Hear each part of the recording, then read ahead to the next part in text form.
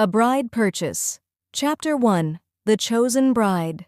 The grand throne room of the kingdom of Ilaria gleamed under the light of 100 crystal chandeliers. Golden tapestries depicting ancient queens and their consorts hung from the marble walls, and the air carried the faint scent of jasmine incense. Queen Neen sat upon the throne of carved oak and velvet, her posture regal even as age softened the sharp lines of her face. Beside her, King Yang offered a gentle smile, his hand resting lightly on the arm of his chair. Princess Lingling Cyrillac Kwong, Ling to those closest to her, stood before them, her dark hair cascading in elegant waves down her back, secured by a simple circlet of silver and sapphires. She wore a riding habit of deep emerald, the color accentuating her sharp features and the confident set of her shoulders. At 25, she was the picture of poised strength, beautiful, independent, and utterly unwilling to bend to tradition unless it suited her. "My daughter," Queen Neen began, her voice steady but laced with the weariness of decades of rule, "the time has come for me to step down. The crown weighs heavier each year, and the kingdom needs fresh hands to guide it through the coming seasons of trade and alliance. You will ascend as queen, but a queen cannot rule alone, not in Ilaria. You need a bride by your side, one who will support you, share your burdens, and stand as your equal in the eyes of the court and the people." King Yang nodded, his mild-mannered tone warm. "We only wish for your happiness, Ling. A suitable match from another kingdom could strengthen our borders, or perhaps from within our own noble houses, someone who understands the weight of responsibility." Ling's lips curved into a small, defiant smile. She had anticipated this conversation for months. "Mother, father, I appreciate your concern, but I will not be handed a bride like a prize at market. I will choose my own consort, and I will not obey any outdated rules about bloodlines or suitability. I refuse to surround myself with the two-faced hypocrites of our circle, those who smile while plotting how best to use the crown for their own gain. My bride will be someone real, someone who sees me, not the throne." Queen Neen sighed, though a spark of pride flickered in her eyes. Her daughter had always been headstrong. "Very well. But you must choose soon. The coronation cannot wait forever." Before Ling could respond, the doors to the throne room swung open. Lady Mint, Ling's aunt, swept in with her daughter Mon trailing behind. Mint's gown was a lavish affair of crimson silk, while Mon's was deliberately provocative, low-cut at the bodice, the fabric clinging to her curves in a way that left little to the imagination. Mon's eyes locked onto Ling with open hunger, a flirtatious smile playing on her lips. "Cousin," Mon purred, stepping closer than propriety allowed, "surely you wouldn't deny the perfect match right in front of you. Royal blood, shared history. I could care for you in ways no outsider ever could." Her fingers brushed Ling's arm lightly. Ling stepped back smoothly, her expression unchanging. "Thank you for the offer, Mon. But as I told my parents, I will choose on my own terms." Mint's smile tightened. "The law allows you freedom, niece, but wisdom suggests keeping power within the family.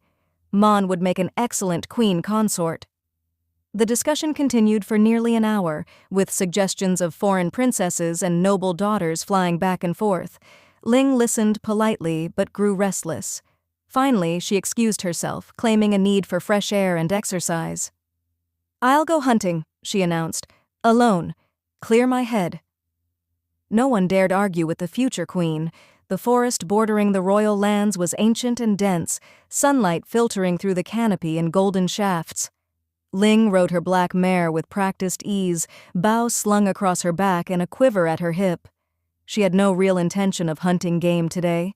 The ride was an escape from the suffocating expectations of the palace. The wind whipped through her hair as she urged the horse deeper into the woods, away from the well-trodden paths. It was pure chance that she spotted the figure moving through the trees ahead. A young woman, perhaps a year or two younger than Ling, walked along a narrow trail carrying a basket of wild herbs. She moved with quiet grace, her simple peasant dress of faded blue linen hugging a lithe, athletic frame honed by farm work. Long dark hair was tied back with a ribbon, and her face, heart-shaped, with full lips and bright, intelligent eyes, caught the light in a way that made Ling's breath hitch. The woman paused to pick another plant, humming softly to herself. Curiosity sparked. Ling dismounted silently, tying her mare to a low branch, and followed on foot, keeping to the shadows. The woman led her to the edge of the forest, where cleared fields stretched out under the sun. A modest farmhouse stood there, surrounded by vegetable patches, a small barn, and a chicken coop. Two older figures worked nearby, a woman with kind, weathered features tending to rows of beans, and a man mending a fence with steady hands. The young woman, Orm, Ling would later learn, approached them with a warm smile. "Mother, father, I found more feverfew. It should help with your joints, Koi." Koi, Orm's mother, straightened with a tired but loving smile. "You're a good girl, Orm. Always thinking of us." Ming, the father, chuckled. "And stubborn as a mule when it comes to those suitors. Another one came by the village yesterday, offering 3 goats and a sack of grain. Said he'd treat you well." Orm rolled her eyes, setting the basket down. "I told you both. I won't be sold like livestock. I can read now, thanks to the books I borrow from the traveling library. I help enough on the farm. We'll manage without selling me off to the highest bidder." Koi sighed, wiping her hands on her apron. "I know, child. I love you too much to force it. But the harvest was poor again this year. We're barely scraping by." Ling watched from the tree line, hidden by foliage. Something stirred in her chest, a mix of admiration and an inexplicable pull. This girl was kind, capable, and fiercely independent. No simpering noble daughter could compare. Here was someone untainted by court politics, someone who had taught herself to read despite poverty. Perfect. Before she could second-guess herself, Ling stepped out into the clearing, her presence commanding even in her simple riding clothes. The family froze. Koi's eyes widened in recognition. "Your Highness, Princess Lingling." Ming bowed quickly, pulling off his worn cap. "To what do we owe this honor?" Orm turned, her basket nearly slipping from her hands.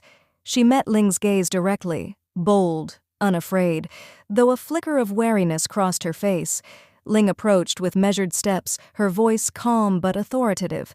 "I was hunting nearby and found myself drawn to your farm. You have a lovely daughter." Her eyes lingered on Orm just long enough to make the point.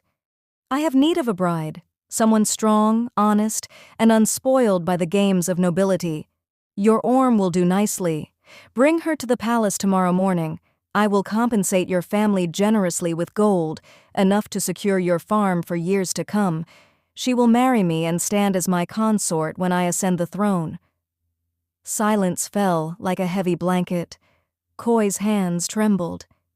"Your Highness, we have turned away many offers for Orm. She refused them all and we respected her wishes. But you are to be our queen.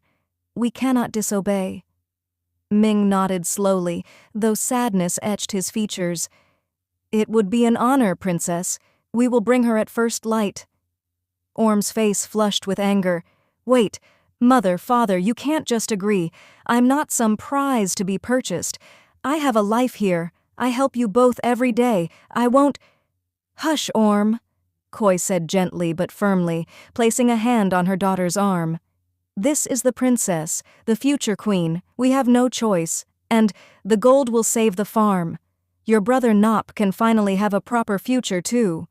Orm bit her lip, fists clenched at her sides. Her eyes burned as they met Ling's again. "You think you can just buy me? Like one of your fine horses?" Ling tilted her head, a small smile playing on her lips. There was fire in this one, exactly what she wanted. "I think the law and your parents' obedience leave you little room to refuse. Tomorrow, then." With that, she turned and disappeared back into the forest, her heart beating faster than it had during any hunt. The ride back to the palace felt shorter than it should have. Ling's mind raced with plans. This was no political alliance born of convenience or blood. This was a choice. Her choice. That evening, in the private family dining hall, Ling made her announcement. "I have decided on my bride," she said simply, cutting into a roasted quail. Mon nearly choked on her wine. "Already? Cousin, surely it's me. We've always had chemistry." She leaned forward, her revealing gown offering a generous view. Mint's eyes lit with hope. "Yes, Ling Ling, Mon carries royal blood. It would solidify the family line." Queen Neen raised an eyebrow. "So soon? Who is she?" King Yang looked mildly surprised but pleased. "Someone from another kingdom?"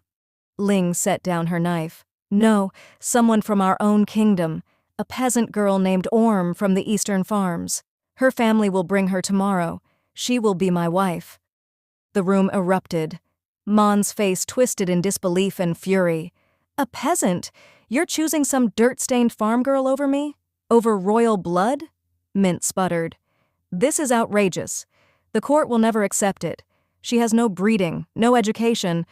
"She taught herself to read," Ling interrupted coolly, "and she will learn the rest. The law of Ilaria grants the heir the right to choose their consort freely, without restriction on station. You cannot prevent this." Queen Neen studied her daughter for a long moment, then nodded slowly. "If this is truly what you want, Ling, then so be it. But preparations must begin immediately. The wedding will take place within the fortnight to coincide with my abdication." King Yang offered a gentle smile. "As long as she makes you happy, my dear." Mon stormed out, muttering under her breath. Mint followed, shooting Ling a venomous look. The next morning, Orm arrived with her parents as ordered. She wore her best dress, a simple but clean linen gown in soft gray, and her expression was thunderous. Koi and Ming bowed deeply, presenting their daughter with obvious nervousness and pride. Ling met them in the smaller receiving hall. "Welcome. The gold has already been sent to your farm. You may visit Orm whenever you wish, but she will reside here from now on." Orm glared at her. "I'm not a pet you can cage, Your Highness." "Princess," Ling corrected mildly, "and you will be queen consort soon enough. Come, we will walk in the gardens. Every day your parents will bring you until the wedding. We need to become acquainted." As they strolled the manicured paths lined with blooming roses and fountains, Orm remained stiff and silent at first. Ling pointed out various plants, sharing small facts about the kingdom's history. Slowly, Orm's curiosity won out. She asked questions, sharp, intelligent ones, about governance, the library's collection, and why Ling had chosen her of all people. "Because you were real," Ling replied honestly, "not painted smiles and hidden daggers." Orm snorted. "You still bought me, like property." Ling stopped, turning to face her. Their eyes locked. "I gave your family security. In return, I ask for your presence. Is that so terrible?" Orm looked away, cheeks faintly pink. She said nothing. Over the following days, the pattern repeated. Orm was brought to the palace each morning. They walked, talked, sometimes argued. Ling found herself increasingly fascinated by Orm's stories of farm life, her secret nighttime reading by candlelight, and her refusal of countless suitors who saw her only as a commodity. Mon, however, made her displeasure known. She appeared during several garden walks, dressed in increasingly revealing attire, silks that slipped off one shoulder, skirts with high slits. "Cousin," she would coo, ignoring Orm entirely. "Why waste time with this commoner? Let me show you what a real woman can offer." Her hand would trail down Ling's arm, or she'd press too close, whispering suggestive promises. Ling paid her no mind, her attention fixed on Orm. She noticed, however, the way Orm's jaw tightened and her eyes flashed with something that looked suspiciously like jealousy. When Mon finally left after one particularly bold advance, Orm turned to Ling with crossed arms. "Doesn't that bother you? Her throwing herself at you like a bitch in heat?" Ling smirked. "Jealous, little farmer?" Orm flushed. "As if. You bought me. You can have whoever you want warming your bed. Just don't expect me to care." But that night, when Orm returned home, she was quieter than usual. Koi noticed immediately. "What's wrong, child? Is the princess cruel to you?" "No," Orm admitted reluctantly, helping set the table. She's not what I expected, strong, but she treats me like I'm already hers. And that cousin of hers, Mon, keeps parading around half naked, trying to tempt her. It's disgusting. Nope. Orm's younger brother burst into laughter from the corner where he was sharpening a tool. Ha! You're jealous! Admit it, sister. You like your future wife. The great Princess Lingling has you all twisted up, and you won't even say it. I do not! Orm snapped, face burning. She purchased me like a broodmare. I'll be a dutiful wife because I have no choice, but love? Never. She'll get cold obedience, nothing more. Nop grinned wider. Sure. Keep telling yourself that while you're blushing over her garden walks. Oh, princess, tell me more about the kingdom's laws. He mimicked her voice badly. Orm threw a cloth at him, but a small, secret smile tugged at her lips when no one was looking. Deep down, the stubborn spark of attraction was growing, no matter how hard she fought it. Preparations for the wedding consumed the palace. Seamstresses fitted Orm for gowns far finer than anything she had ever worn. Servants whispered about the scandal of a peasant queen consort, but none dared speak openly against the future queen's choice. Queen Neen oversaw the details with quiet approval, while King Yeng offered Orm kind words of welcome whenever he saw her. Mon's provocations continued, whispered temptations in hallways, accidental brushes of bodies. But Ling remained unmoved, her gaze always drifting back to Orm. 2 weeks passed in a blur of fittings, feasts, and tense garden walks. On the day of the wedding, the entire kingdom gathered. Banners of silver and emerald fluttered from every tower. The grand cathedral overflowed with nobles, commoners, and dignitaries alike. Orm walked down the aisle in a breathtaking white and gold gown that hugged her figure before flowing into a long train. Her hair was styled elegantly, adorned with fresh flowers. She looked every bit the queen consort, despite the defiant set of her chin. Ling waited at the altar in a tailored suit of royal blue and silver, her beauty striking and commanding. When their eyes met, something electric passed between them. Resentment, curiosity, and the undeniable pull of fate. The ceremony was binding. Vows were exchanged under the ancient rites. Rings of intertwined gold and sapphire were placed on their fingers. The kingdom cheered as they were pronounced wife and wife. The feast that followed was lavish, but Orm barely tasted the food. Her mind raced toward the night ahead. She had heard whispers of what happened on wedding nights, especially royal ones. The thought made her stomach twist with nerves and something warmer she refused to name. As the moon rose high, the couple was escorted to the royal chambers, a vast suite with a massive four-poster bed draped in silks, a balcony overlooking the capital, and a roaring fireplace. Servants bowed and left them alone. Ling closed the heavy doors, turning to face her new wife. Orm stood near the bed, arms wrapped around herself, stubborn pout firmly in place. You got what you wanted, Orm said coldly. A purchased bride. I'll be dutiful. I'll warm your bed if required, but don't expect love. This is a transaction. Ling stepped closer, her voice low and intense. Oh, my stubborn little wife, you have no idea what I want. She reached out, cupping Orm's chin gently but firmly, tilting her face up. Tonight I will claim what is mine, and by morning the whole kingdom will know you belong to me. Orm's breath hitched, but she didn't pull away. Ling kissed her then, slow at first, testing, then deeper as Orm's lips parted in surprise. The kiss ignited something fierce. Ling's hands roamed, unlacing the intricate ties of Orm's gown until it pooled at her feet, leaving her in a thin chemise. Orm shivered, inexperienced but responsive despite herself. Lie back, Ling murmured against her ear, guiding her onto the bed. Orm obeyed, heart pounding. She had no experience with women, or anyone, but her body betrayed her curiosity. Ling shed her own clothes with graceful efficiency, revealing smooth skin and toned muscles from years of riding and archery. She climbed over Orm, kissing down her neck, hands exploring the soft curves of her new wife's body. You're beautiful, Ling whispered, voice husky with desire. "And now you're mine." Her fingers trailed lower, slipping under the chemise to find warm, slick heat.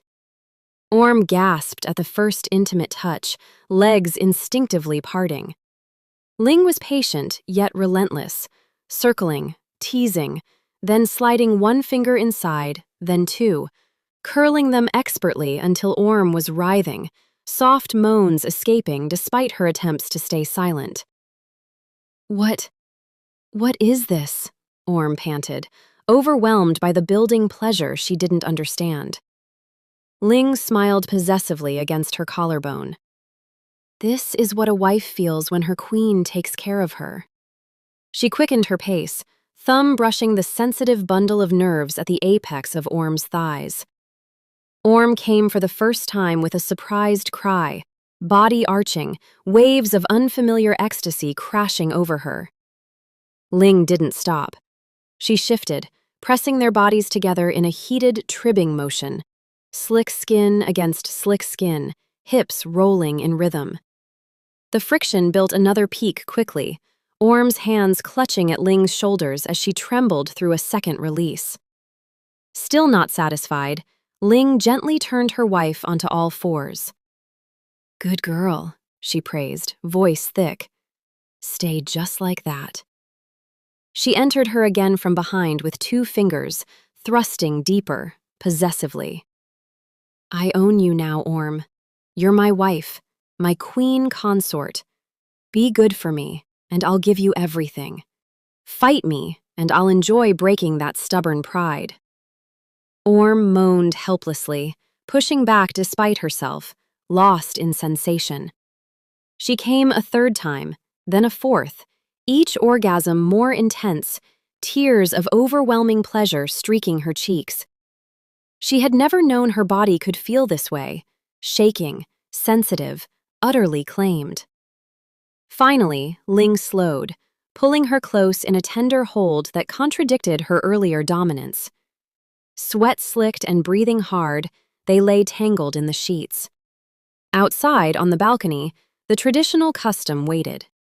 Ling rose, gathering the white sheets stained with the proof of Orm's virginity, a small but unmistakable spot of blood. She stepped onto the balcony, holding them high for the cheering crowd below. Torches lit the night, and the people roared in approval, confirming the marriage had been consummated properly. Among the crowd, Chen, Orm's longtime night friend who had loved her in secret for years, stood frozen. Tears streamed down his face as he saw the bloodied sheet. The woman he had hoped might one day see him as more than a friend was now truly the queen's. His heart shattered quietly in the midst of the celebration. Back inside, Ling returned to the bed and pulled Orm into her arms, despite the younger woman's stubborn pout. "There is no need for that," Orm muttered, trying to turn away even as her body relaxed against Ling's warmth. "You got what you wanted. A virgin bride to display to your kingdom. Expect a dutiful wife, princess, not a loving one." Ling chuckled softly, pressing a kiss to Orm's temple. "We'll see about that, my wife. The night is young, and I have many more ways to show you what belonging to me truly means." Orm closed her eyes, refusing to admit the flutter in her chest. But as sleep claimed her, safe in the arms of the woman who had purchased her freedom and her future, she couldn't quite deny the spark of something deeper taking root. The kingdom celebrated late into the night, unaware of the complex emotions brewing in the royal chambers. A bride had been purchased, a throne secured. But love? That was a battle still to be fought. Chapter 2. Seeds of Doubt. The first week of married life in the royal palace felt like stepping into a beautiful but suffocating cage for Orm. The chambers were luxurious beyond anything she had ever imagined. Silk sheets, marble floors warmed by underfloor heating, wardrobes filled with gowns that cost more than her family's entire farm could earn in a lifetime. Servants bowed when she passed, addressing her as Your Highness or Consort Orm. Yet every night when Ling returned from council meetings, strategy sessions, or endless paperwork related to her upcoming coronation, the bed felt too large and the silence too heavy. Orm missed the simple sounds of home, her mother's humming while stirring soup, her father's quiet chuckle as he mended tools, and Nop's endless teasing. The loneliness gnawed at her more sharply than she wanted to admit. On the 8th morning, after Ling had left at dawn for a meeting with trade envoys, Orm made her decision. She found Queen Neen in the smaller sunlit parlor, reviewing documents with her advisors. The former queen looked up with a knowing smile. "I wish for my family to move into the palace," Orm said without preamble, her voice steady despite the flush of embarrassment on her cheeks. "I feel lonely when Ling is occupied with her duties. They can have quarters near mine. They won't be a burden. I promise they will stay out of the way." Queen Neen studied her for a moment, then nodded graciously. "Of course, my dear. A consort should not feel isolated. I will have the West Wing apartments prepared immediately. Your parents and brother are welcome here as long as you wish." By afternoon, Koi, Ming, and Nop arrived with their few belongings. The servants had already furnished their rooms with comfortable beds, fresh linens, and even a small sitting area overlooking the gardens. Koi's eyes widened at the opulence, while Ming bowed repeatedly, overwhelmed. Nop, however, grinned like a child in a sweets shop, immediately poking at the velvet curtains. That evening, after a quiet family dinner in Orm's private dining room, Koi pulled her daughter aside while the men were admiring the view from the balcony. "Orm, my sweet girl," Koi said gently, taking her hands, "you are a queen consort now. This anger you carry toward Princess Ling, it will only make your life harder. She chose you when she could have had any noblewoman. She has been generous with us. Try to be less stubborn. Stop contradicting her at every turn. Give the marriage a chance to breathe." Ming nodded from across the room, his kind face earnest. "Your mother is right. We raised you to be strong, not bitter. The princess seems to care for you in her own way. Don't push her away out of pride." Nop smirked, leaning against the doorframe. "Yeah, sis. Stop acting like she dragged you here by the hair. You blush every time she looks at you too long. Just admit you don't completely hate being her wife." Orm crossed her arms, jaw tight. "She bought me, mother. Like a horse at market. Paid gold for my body and my future. I will be dutiful, I promised that much. But I won't pretend this is a love match. She owns me on paper. That doesn't mean she owns my heart." Koi sighed but didn't press further. The family retired early, leaving Orm alone once more with her swirling thoughts. The next morning, during their usual garden walk, now a ritual Ling insisted upon even amid her busy schedule, Orm brought up another request. "My childhood friend Chen is a skilled knight," she said, keeping her tone neutral as they strolled past blooming rosebushes. "He has protected our village for years. He is loyal and capable. I would like you to give him a position here in the palace guard, something honorable." Ling paused, turning to face her wife. The morning light caught the sharp angles of her face, making her look every bit the future queen. "Chen? The one who always lingers near your family's farm? I have seen him. He seems competent. I will grant your request and assign him to the Royal Knights. But I must warn you, Orm. I believe he harbors romantic feelings for you. His eyes follow you too closely for mere friendship." Orm laughed, the sound short and dismissive. "That's ridiculous. Chen has been like a brother to me since we were children. He taught me how to hold a sword properly and shared his bread when times were hard. There is nothing more. You're imagining things because you're possessive." Ling's lips curved into a small, knowing smile. She reached out, tucking a stray lock of hair behind Orm's ear. "Possessive? Perhaps. But I see what I see. Still, if it makes you happy, he will have the position by week's end." Orm nodded, ignoring the flutter in her chest at Ling's casual touch. "Thank you." Unbeknownst to them, in a shadowed corner of the palace corridors, Lady Mint and her daughter Mon were already weaving their own plans. They met in Mint's private chambers, doors locked and voices low. "This peasant girl is an insult to our bloodline," Mint hissed, pacing. "If we can drive a wedge between them, Ling will eventually turn to you, Mon. We need to plant seeds of doubt, make Ling question Orm's loyalty, and make Orm feel even more trapped. Mon smirked, adjusting the neckline of her gown to sit even lower.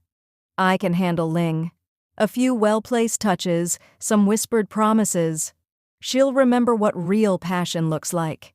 As for the farm girl, her precious night friend is clearly in love with her. We can use that, spread rumors, arrange accidental meetings, make it look like Orm is seeking comfort elsewhere.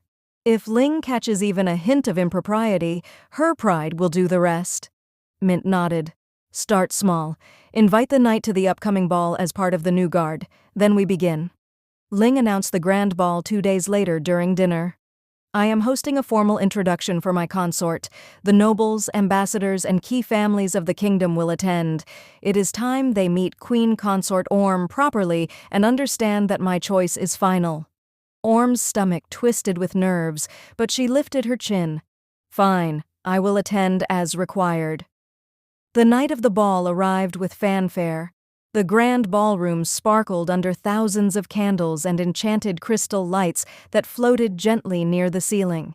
Musicians played soft melodies on harps and flutes while servants circulated with trays of wine and delicacies. Orm descended the grand staircase on Ling's arm, and the room seemed to hold its collective breath. She wore a stunning gown of deep sapphire silk that complemented Ling's royal blue and silver attire. The dress hugged her waist before flowing into elegant layers embroidered with silver thread and tiny crystals that caught the light like stars. Her hair was styled in loose waves with sapphire pins, and a delicate circlet, matching Ling's, rested on her brow. She looked regal, beautiful, and every inch a future queen despite her humble origins. Whispers rippled through the crowd. Some were admiring, others carried undertones of skepticism. Mon, however, had chosen her weapon carefully. Her gown was a scandalous crimson, the bodice cut so low it barely contained her breasts, with strategic slits up the sides that revealed long, toned legs with every step. She moved through the crowd like a predator, eyes locked on Ling. As the evening progressed, Mon grew bolder. She cornered Ling near the refreshment table while Orm was momentarily distracted by an ambassador's wife asking polite questions about farm life. "Cousin," Mon purred, pressing close enough that her body brushed Ling's arm. "You look magnificent tonight, but surely you must be bored with that plain little wife of yours already. Let me remind you what it feels like to be desired by someone who truly understands royal pleasures." Her fingers trailed lightly down Ling's sleeve, lingering suggestively. "I could slip away with you right now. No one would notice." Ling's expression remained cool, though she did not immediately step away. She was used to court games and knew how to navigate them without causing unnecessary scenes. From across the room, Orm watched the exchange. Jealousy flared hot and sharp in her chest. Mon's shameless flirting, the way she leaned in, the revealing dress that left nothing to imagination. It was deliberate. And Ling wasn't pushing her away as forcefully as Orm wished. The anger that had simmered since the purchase boiled over. Without a word, Orm turned and slipped out of the ballroom through a side door, her heart pounding. She needed air. She needed to be anywhere but watching that woman throw herself at her wife. She found herself in the royal stables, the familiar scent of hay and horses grounding her. The barn was dimly lit by lanterns, quiet except for the occasional soft whinny. Orm leaned against a stall door, breathing deeply, trying to calm the storm inside her. She didn't notice Chen until he spoke. "Orm? Are you all right?" She startled, turning to find him standing a few paces away in his new palace guard uniform. He looked concerned, his kind eyes searching her face. "Chen, what are you doing here?" Orm asked, surprised but not unwelcoming at first. "I saw you leave the ball. You seemed upset. I thought maybe you needed a friend." He stepped closer, voice gentle. "That woman, Lady Mon, she was being inappropriate. You deserve better than to watch your wife entertain such advances." Orm shook her head, stepping back. "You shouldn't be here, Chen. Not when I'm alone like this. People might misunderstand. Ling might misunderstand." It's not right. Chen's expression faltered, pain flickering in his eyes, but he nodded. I only wanted to help. I've always... They both froze at the sound of approaching footsteps. Ling's voice carried faintly from the corridor leading to the stables. Orm? Where are you? Panic flashed across Orm's face. Hide, she whispered urgently to Chen. Quickly, behind the hay bales. Chen hesitated only a second before ducking into the shadows of a large stack of fresh hay, heart hammering. He crouched low, barely breathing. Ling entered the barn moments later, her strides purposeful. She spotted Orm immediately and closed the distance, eyes narrowing. Why did you leave the ball without a word? Ling demanded, voice low but edged with irritation. You are my consort. Your place is at my side, not running off like a sulking child because you dislike the company. Orm's temper ignited. Dislike the company? I dislike watching your cousin practically throw herself into your lap in that whore's dress. You let her flirt shamelessly, touching you, whispering in your ear. Do you enjoy it? Does it amuse you to see me humiliated? Ling's jaw tightened. In 2 quick steps, she closed the gap, grabbing Orm's wrist and pulling her flush against her body. Jealous? Wife? Good. You should be. But do not mistake my tolerance for court politics as interest in Mon. You are the one I chose, the one I married, the one I fuck every night until you forget your own name. Orm tried to yank her arm free, cheeks burning with a mix of anger and unwanted arousal. Let me go, I don't want... Ling didn't let her finish. With surprising strength, she spun Orm around and pushed her down onto a thick pile of soft hay. Orm landed on her back with a soft gasp, the sapphire gown bunching around her thighs. Ling followed immediately, pinning her wrists above her head with one hand, while the other hiked up the heavy skirts. Ling, wait! Orm protested, but her voice lacked conviction. The adrenaline, the jealousy, the constant push-pull between them, it all coalesced into heat low in her belly. No. Ling growled, voice dark with possession. You ran from me. You will not run again tonight. Chen, hidden mere feet away behind the hay bales, could see nothing but heard everything. His fists clenched so tightly his nails bit into his palms. He wanted to burst out, to stop this, but fear and heartbreak rooted him in place. Every sound was torture. Ling's free hand shoved the gown higher, exposing Orm's legs and the thin undergarments beneath. She ripped the delicate fabric aside with impatient fingers, finding Orm already slick despite her protests. Always so ready for me, Ling murmured, sliding 2 fingers through the wetness before pushing them inside without warning. Orm cried out, back arching off the hay. Ling set a punishing rhythm immediately, deep, hard thrusts that made wet sounds echo softly in the quiet barn.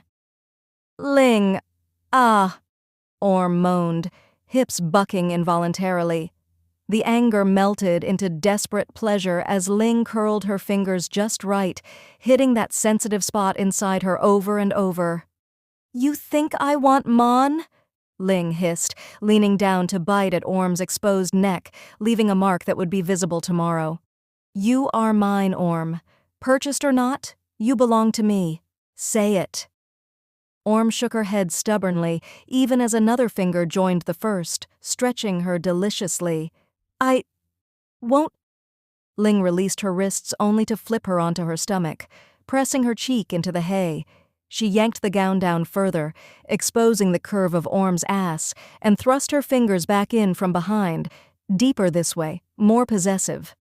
Say it, Ling commanded, her own breathing ragged as she ground against Orm's thigh for friction. You are my wife, my queen, mine. Orm's resolve crumbled under the relentless pleasure. Yours. I'm yours. She gasped, voice breaking as the first orgasm crashed over her. Her walls clenched around Ling's fingers, body trembling. Ling didn't stop. She continued fucking her through the aftershocks, then shifted to add her thumb against Orm's clit, rubbing tight circles. Again. Come for me again while you remember who owns this body. Chen squeezed his eyes shut, tears burning. The sounds, Orm's broken moans, the slick rhythm of fingers moving inside her, Ling's low possessive growls, were seared into his mind. Every cry of pleasure from the woman he had loved in secret for years felt like a knife twisting in his chest. He couldn't move, couldn't breathe properly, trapped in his hiding place while the woman he adored was claimed so thoroughly by another. Orm came a second time with a muffled sob, body shaking violently. Only then did Ling slow, gently withdrawing her fingers and rearranging Orm's gown with surprising tenderness. She pulled her wife into her arms, kissing the top of her head as they lay together in the hay. "Never run from me again," Ling whispered, voice softer now. "Mon means nothing. You are the one I want by my side." Orm, spent and still catching her breath, could only nod weakly. The anger wasn't gone, but it was quieter, buried under layers of confusion and reluctant desire. Hidden in the shadows, Chen remained motionless long after Ling helped Orm to her feet and led her back toward the palace, arm wrapped possessively around her waist. When the footsteps faded, he finally emerged, face pale and streaked with silent tears. The plan Mon had whispered to him earlier, to comfort Orm, had backfired into pure agony. In the distance, Mon watched from a palace window, a satisfied smile curving her lips. The seeds of doubt had been planted. Ling had seen Orm leave with a man. Orm had been confronted in a compromising position. Whispers would spread. Cracks would form. But for tonight, in the royal chambers, Ling held her wife close, unaware of the eyes and schemes circling them. Orm curled against her, stubborn heart still fighting even as her body surrendered again and again. The game had only just begun. Chapter 3. Shattered Trust.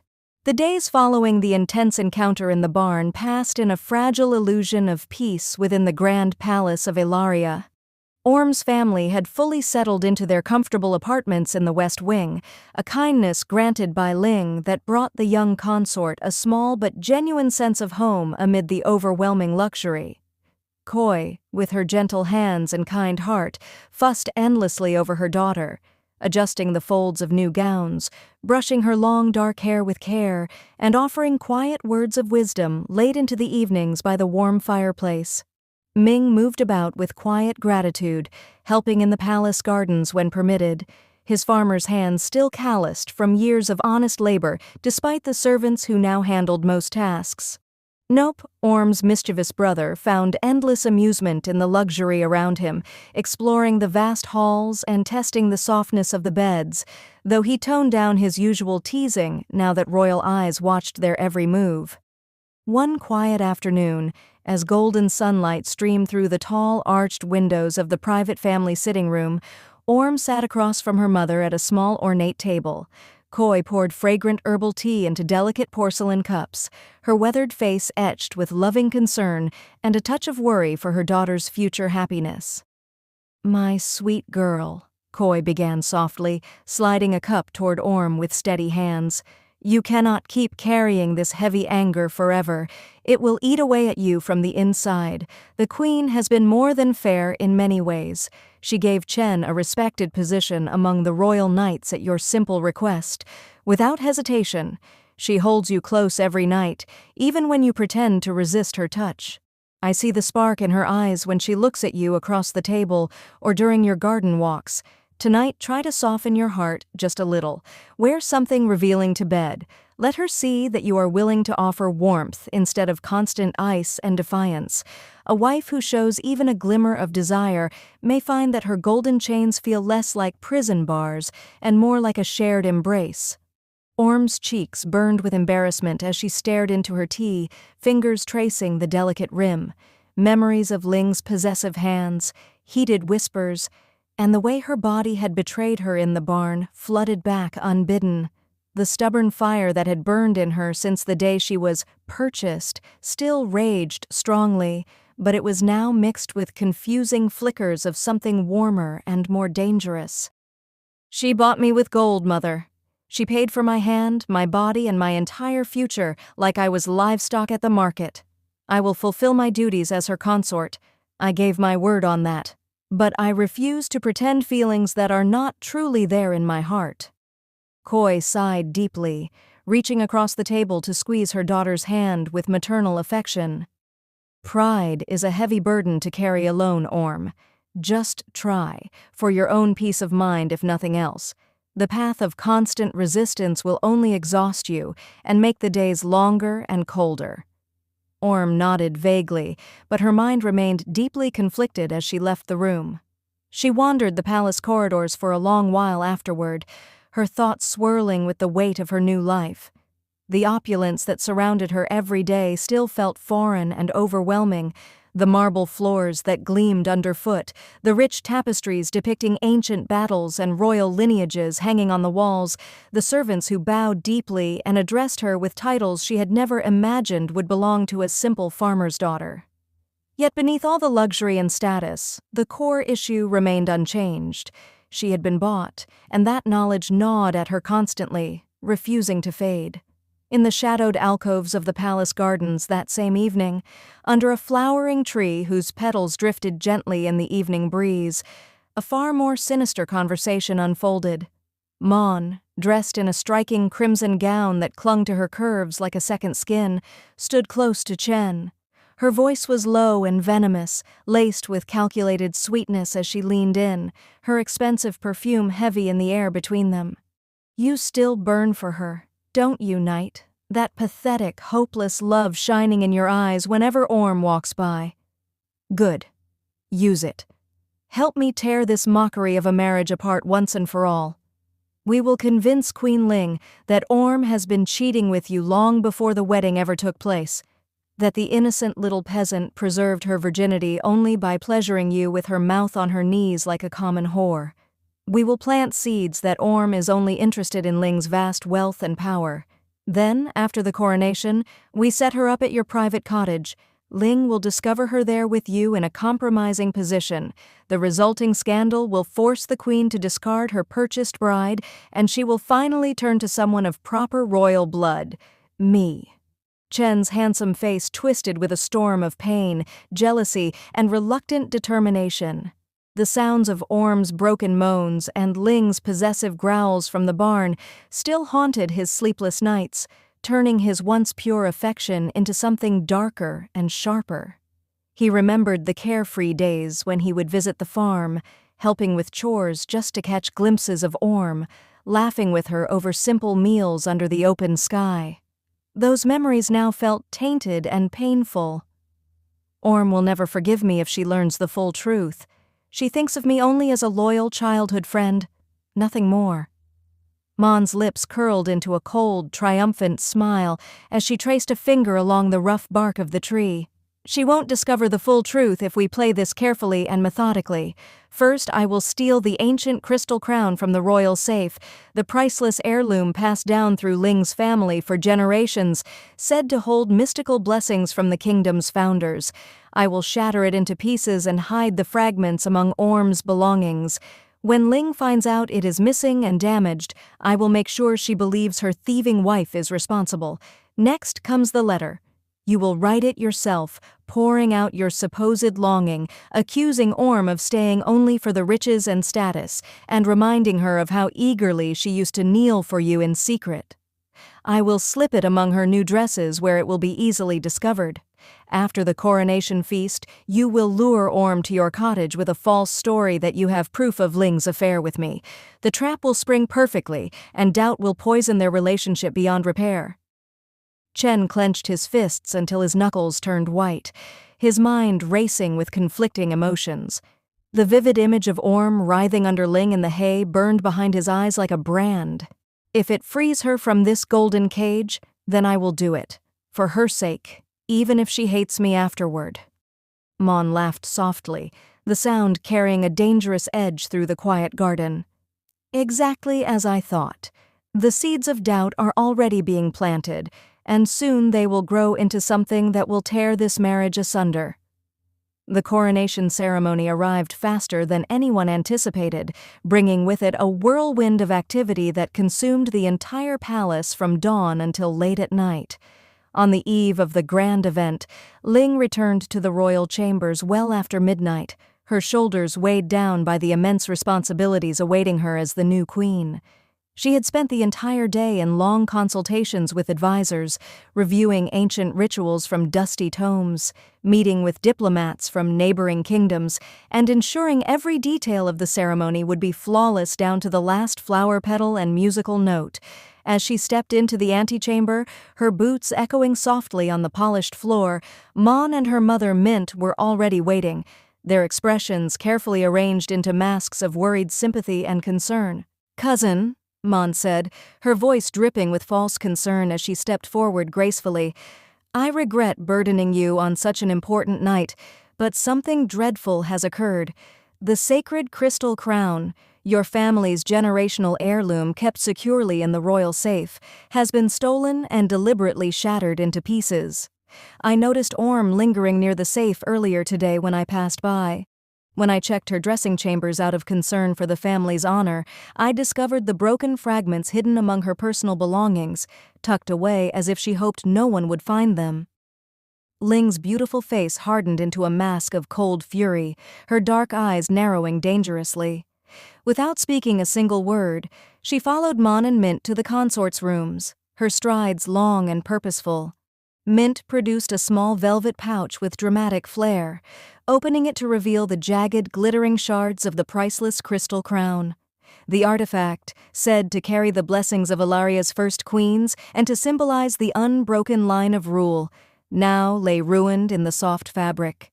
Rage boiled in Ling's veins like molten lava, her hands clenching at her sides. But she kept her silence for the moment, processing the accusation. She accepted the pouch, her jaw set like stone, and dismissed the two women with a sharp nod. "Leave me. I will deal with this matter personally. Do not speak of it to anyone else until I have investigated." When Ling finally pushed open the door to the royal bedroom, however, every ounce of her simmering anger evaporated in a single heartbeat, replaced by a rush of desire that hit her like a wave. Orm stood near the edge of the massive four-poster bed, illuminated by the soft, flickering glow of dozens of candles that cast warm, intimate shadows across the room. Following her mother's advice more than she cared to admit, Orm had chosen something far more alluring than her usual modest night attire. She wore a sheer lavender chemise made of the finest imported silk, so delicate it was almost translucent in the candlelight. The fabric clung lovingly to every curve of her lithe, athletic body honed from years of farm work, the hem skimming just below mid-thigh and the low plunging neckline offering a tantalizing view of the soft swell of her breasts. Her long, dark hair fell in loose waves over one shoulder, and a delicate blush painted her cheeks, a mixture of nervous determination and reluctant anticipation. She shifted slightly under Ling's intense gaze, the silk whispering against her skin. Ling froze in the doorway, her breath stolen away completely. The heavy velvet pouch containing the broken crown pieces suddenly felt insignificant and forgotten in her hand. The sight of her wife presenting herself so vulnerably, so beautifully, and with such clear effort to please overwhelmed every accusation and suspicion. Without a word, Ling crossed the room in long, purposeful strides and dropped the pouch unceremoniously into a nearby decorative waste bin. The crystal fragments clattered softly against the bottom and were instantly forgotten, buried under layers of rising passion. "You are breathtaking tonight, my wife," Ling murmured, her voice dropping into that low, husky register that always made Orm's pulse quicken and her knees feel weak. She pulled Orm flush against her body, strong hands sliding possessively over the sheer fabric to grip her waist firmly, thumbs stroking the sensitive skin beneath. Orm's breath hitched sharply, her stubborn pride fighting a losing battle against the undeniable heat pooling low in her belly. "My mother suggested I try to be less cold toward you this evening. I thought perhaps—" A slow, possessive smile curved Ling's lips as she leaned in closer, her breath warm against Orm's ear. "Then allow me to reward such thoughtful obedience in the way I know best." What followed was a slow, intense, and thoroughly passionate claiming that filled the room with heat and sound. Ling captured Orm's mouth in a deep, devouring kiss, their tongues tangling passionately as hands explored with growing urgency and familiarity. Ling guided her wife onto the luxurious bed, slowly peeling the delicate chemise away inch by inch to reveal smooth, flushed skin that glowed in the candlelight. Orm gasped and arched her back as Ling's mouth trailed hot, open-mouthed kisses down her neck, sucking dark, claiming marks into the sensitive flesh, then moving lower to lavish thorough attention on her breasts, tongue circling and teeth grazing lightly, skilled fingers teased between Orm's thighs, discovering her already slick and ready with arousal. "You are always so wet and eager for me, even when you try to deny it," Ling whispered hotly against her skin, voice thick with desire. She slid 2 fingers inside with practiced ease, curling them perfectly against that sensitive spot, while her thumbs circled the swollen bundle of nerves at the apex of Orm's thighs with firm, rhythmic pressure. Orm moaned loudly, her hips bucking wildly, her hands fisting the silk sheets beneath her as waves of pleasure built rapidly. Ling was relentless and thorough, drawing out every moan, every tremor, and every gasp. She brought Orm to the brink with her fingers alone, then replaced them with her talented mouth, tongue flicking and sucking with expert precision until Orm shattered with a sharp, broken cry of pleasure that echoed through the chambers. Still not satisfied, Ling flipped her wife onto her stomach, pressing her down into the soft mattress with gentle but firm pressure. She entered her again from behind with 3 fingers this time, thrusting deep and possessively while grinding her own body against Orm's thigh for her own friction. Orm came a second time, her voice cracking as she gasped Ling's name into the pillows, body trembling uncontrollably with overwhelming sensation. Unbeknownst to the couple locked in their passionate embrace, Mon and Mint had silently crept to the heavy bedroom door, ears pressed eagerly against the polished wood. They had expected shouts of rage, accusations of theft, and the sound of tears or arguments. Instead, they were met with rhythmic, breathless moans, gasping cries of pleasure, and Ling's deep, commanding growls of possession and dominance. Mon's eyes flew wide in disbelief and frustration. "Listen to those sounds! She must be beating the little whore senseless for stealing the crown!" Mint quickly clamped a hand over her daughter's arm, a sly, knowing smirk spreading across her face as she shook her head. "Hush, you foolish child.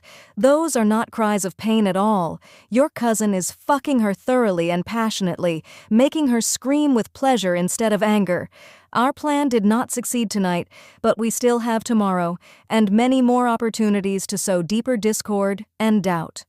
The coronation day itself dawned bright and majestic, the sky a perfect canvas of clear blue and golden sunlight that bathed the kingdom in warmth. The Grand Hall of Ilaria had been transformed into a breathtaking spectacle of color, fragrant flowers, glittering chandeliers, and elaborate decorations. Nobles in their finest attire, foreign ambassadors representing allied kingdoms, and even common citizens who had been granted entry packed every available space, their excited murmurs filling the vast room. Fanfare from trumpets and ceremonial drums filled the air with stirring music as Queen Lingling, resplendent in full royal regalia of deep emerald velvet, embroidered with intricate gold thread and symbols of power, ascended the raised dais with regal grace and confidence. Orm stood proudly beside her in a matching gown of shimmering silver and sapphire that highlighted her natural beauty, looking every inch the elegant and composed queen consort, despite the anxiety and uncertainty churning deep in her stomach. The ceremony was nothing short of magnificent and deeply moving. The former Queen Neen, with visible tears of pride and emotion in her eyes, placed the newly prepared symbolic crown upon her daughter's head, officially declaring Ling as Queen Lingling of Ilaria in a voice that carried throughout the hall. Thunderous cheers and applause erupted from the assembled crowd, the sound echoing far beyond the palace walls and throughout the kingdom as bells rang in celebration. Ling reached for Orm's hand with a firm, public gesture, lifting it high for all to witness, a powerful symbol of unity, strength, shared rule, and the new era beginning for Ilaria.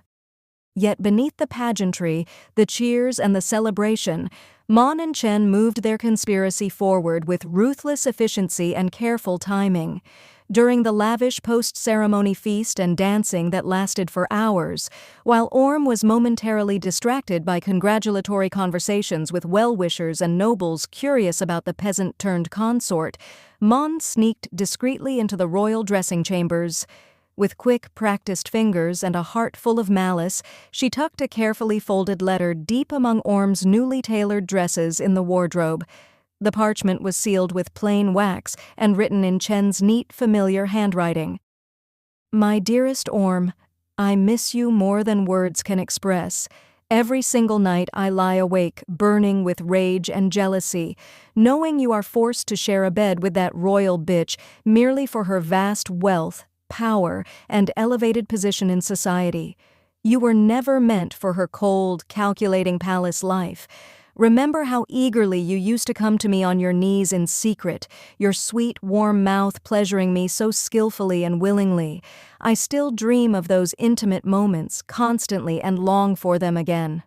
After the coronation celebrations finally end tonight, please come to my private cottage at the edge of the palace grounds without fail. I have obtained solid proof of her secret affair with Lady Mon. We can finally be together again, free from her golden cage and all her lies. Forever yours in love and devotion, Chen. Later that same evening, as the grand festivities began to wind down and guests started to depart, Chen approached Orm in a quiet, dimly lit hallway away from the main crowds. His expression was carefully crafted to show urgent concern and sincerity, his voice low and urgent. Orm, I need to speak with you alone. It is important, and cannot wait even another hour. I overheard Queen Ling and Lady Mon speaking intimately in the private gardens earlier today. They discussed an ongoing affair that has apparently been happening for weeks behind closed doors and in secret meetings. I have concrete proof, stolen letters, servant testimonies, and even a hidden witness. But it is too dangerous to discuss openly here where walls have ears. Meet me at my cottage on the palace outskirts right after the feast concludes. I will show you everything so you can see the truth with your own eyes and decide what to do. Orm's heart twisted with a painful mix of confusion, betrayal, and reluctant doubt. Although she had repeatedly told herself Chen was nothing more than a loyal childhood friend who had always protected her, the thought that Ling might be unfaithful, especially after all her fierce, possessive declarations and passionate claims, sent a sharp, unexpected sting through her chest. I will come, but only to see this so-called proof with my own eyes, nothing more. As the grand celebrations slowly faded into the night, Orm slipped away unnoticed through side passages and made her way through the darkening palace grounds to Chen's modest but well-kept cottage. The knight was waiting inside, the door left slightly ajar, nervous energy and tension radiating from his entire posture as he paced. Orm, thank the gods you came, he said, his voice thick with emotion as he turned to face her. The proof I mentioned is right here, but first let me explain. He never had the chance to finish the sentence or present his fabricated evidence. Heavy, purposeful footsteps suddenly echoed from outside, growing louder and more menacing. Queen Ling appeared in the doorway, flanked by two loyal royal guards with stern expressions, her face a terrifying mask of cold, thunderous fury that made the air in the cottage feel icy. Mon had conveniently informed her earlier that Orm had been seen heading secretly toward the knight's quarters, and the planted letter had conveniently been discovered when Ling had gone searching for a dress she wished to gift her wife as a gesture of reconciliation. What in the name of the gods is happening here? Ling demanded, her voice dangerously calm and low as she stepped fully into the small cottage, her presence filling the space. Her sharp eyes darted between Orm's suddenly pale face and Chen's shocked expression. My own wife, sneaking away to a knight's private cottage on the very night of my coronation like some common adulteress. Orm froze in place, her blood running cold and her heart pounding wildly in her chest. Ling, please, this is not what it looks like at all. He said he had proof. Chen attempted to step forward defensively. Your Majesty, I swear I only wanted to... Ling's fist smashed into Chen's jaw with brutal, unrestrained force before he could utter another word in his defense. The knight staggered backward, blood already trickling from his lip, but the queen showed no mercy whatsoever. She seized him by the collar of his uniform with iron strength, slamming him hard against the wooden wall of the cottage, then drove her knee viciously into his stomach. Blow after brutal blow followed in rapid succession, powerful fists to his face, sharp elbows to his ribs, and kicks that landed with sickening thuds, until Chen collapsed to the floor in a bloodied, gasping heap, barely conscious and groaning in agony. The royal guards remained motionless nearby, wisely choosing not to intervene in their queen's personal and righteous wrath. "You dared to lay your filthy hands on what belongs exclusively to me?" Ling snarled viciously, delivering one final savage kick to Chen's side that made him curl up in pain. "Did my wife come running here tonight to get on her knees for you again like the whore she apparently is, you worthless traitor? Is that why she kept herself so carefully virgin, saving that eager mouth exclusively for her secret lover, while spreading her legs so willingly and frequently for her queen?" Orm cried out in horror and despair, hot tears streaming uncontrollably down her cheeks as she watched the violent scene unfold helplessly. "Stop this at once, please, Ling. He has only ever been a friend. I came here because he claimed he had proof that you and Mon were having an affair." Ling whirled around to face her wife with blazing eyes full of betrayal, possessive fury, and deep emotional hurt. "Proof? Nothing but desperate lies from a pathetic man who thinks he can steal my wife away from me. You are nothing more than a purchased whore pretending to be queen while plotting behind my back."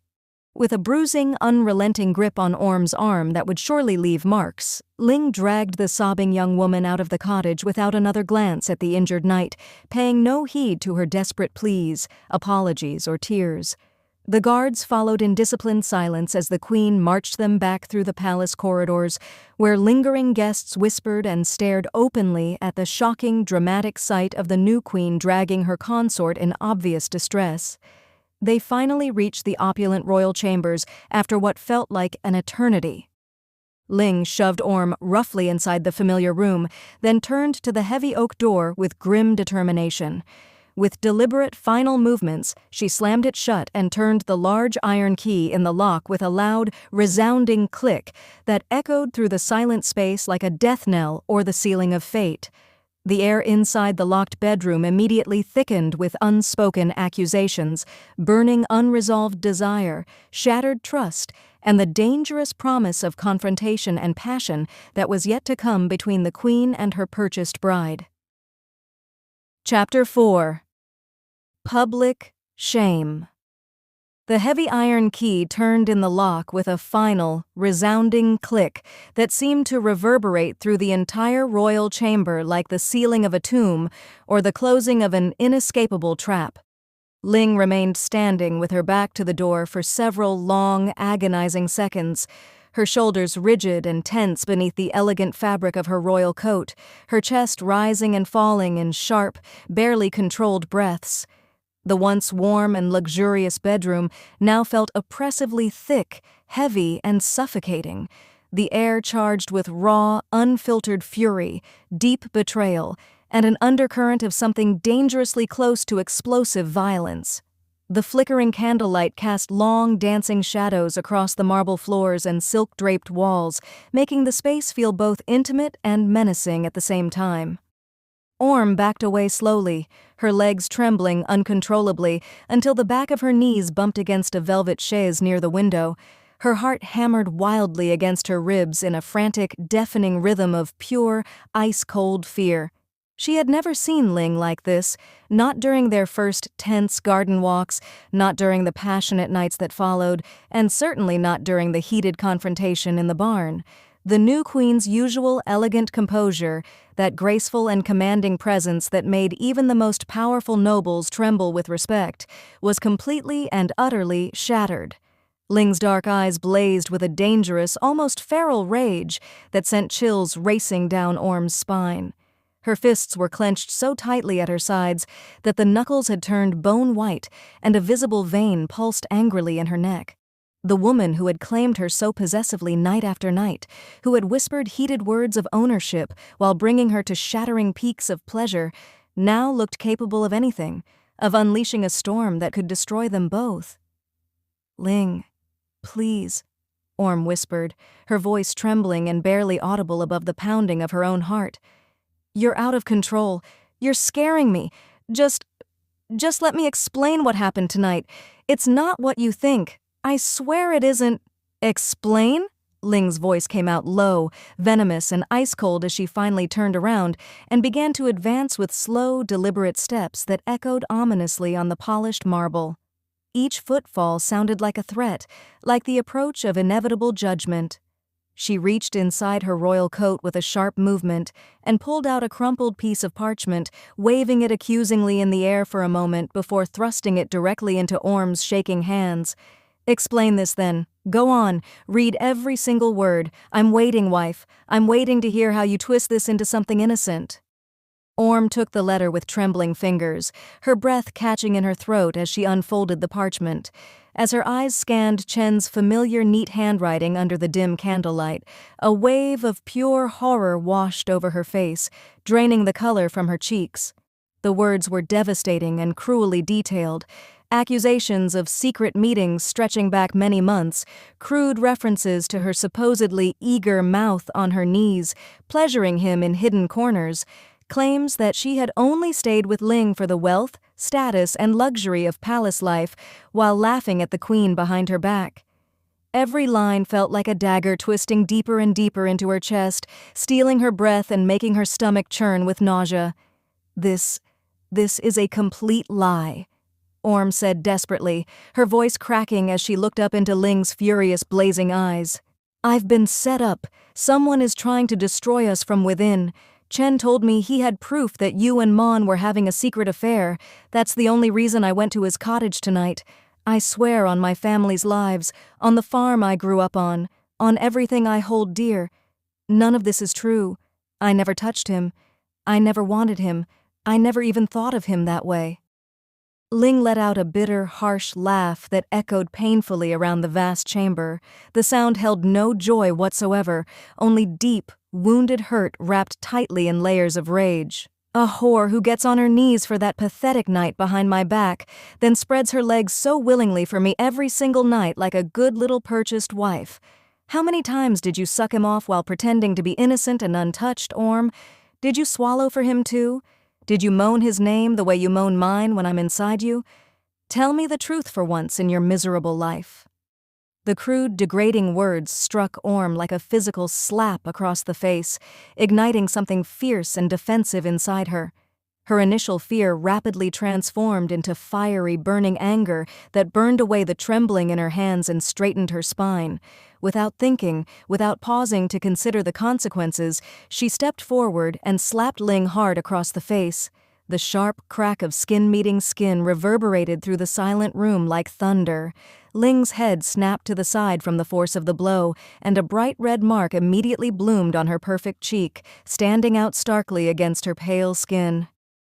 "If you don't believe a single word I'm saying," Orm shouted, hot tears now streaming freely down her flushed face, "then throw me out right now, banish me, send me and my entire family back to the farm tonight. I'd rather go back to poverty, to hard labor under the scorching sun, to scraping by with nothing but our hands and our pride, than stay here another single day and be called a whore by the woman who bought me like cattle at the market."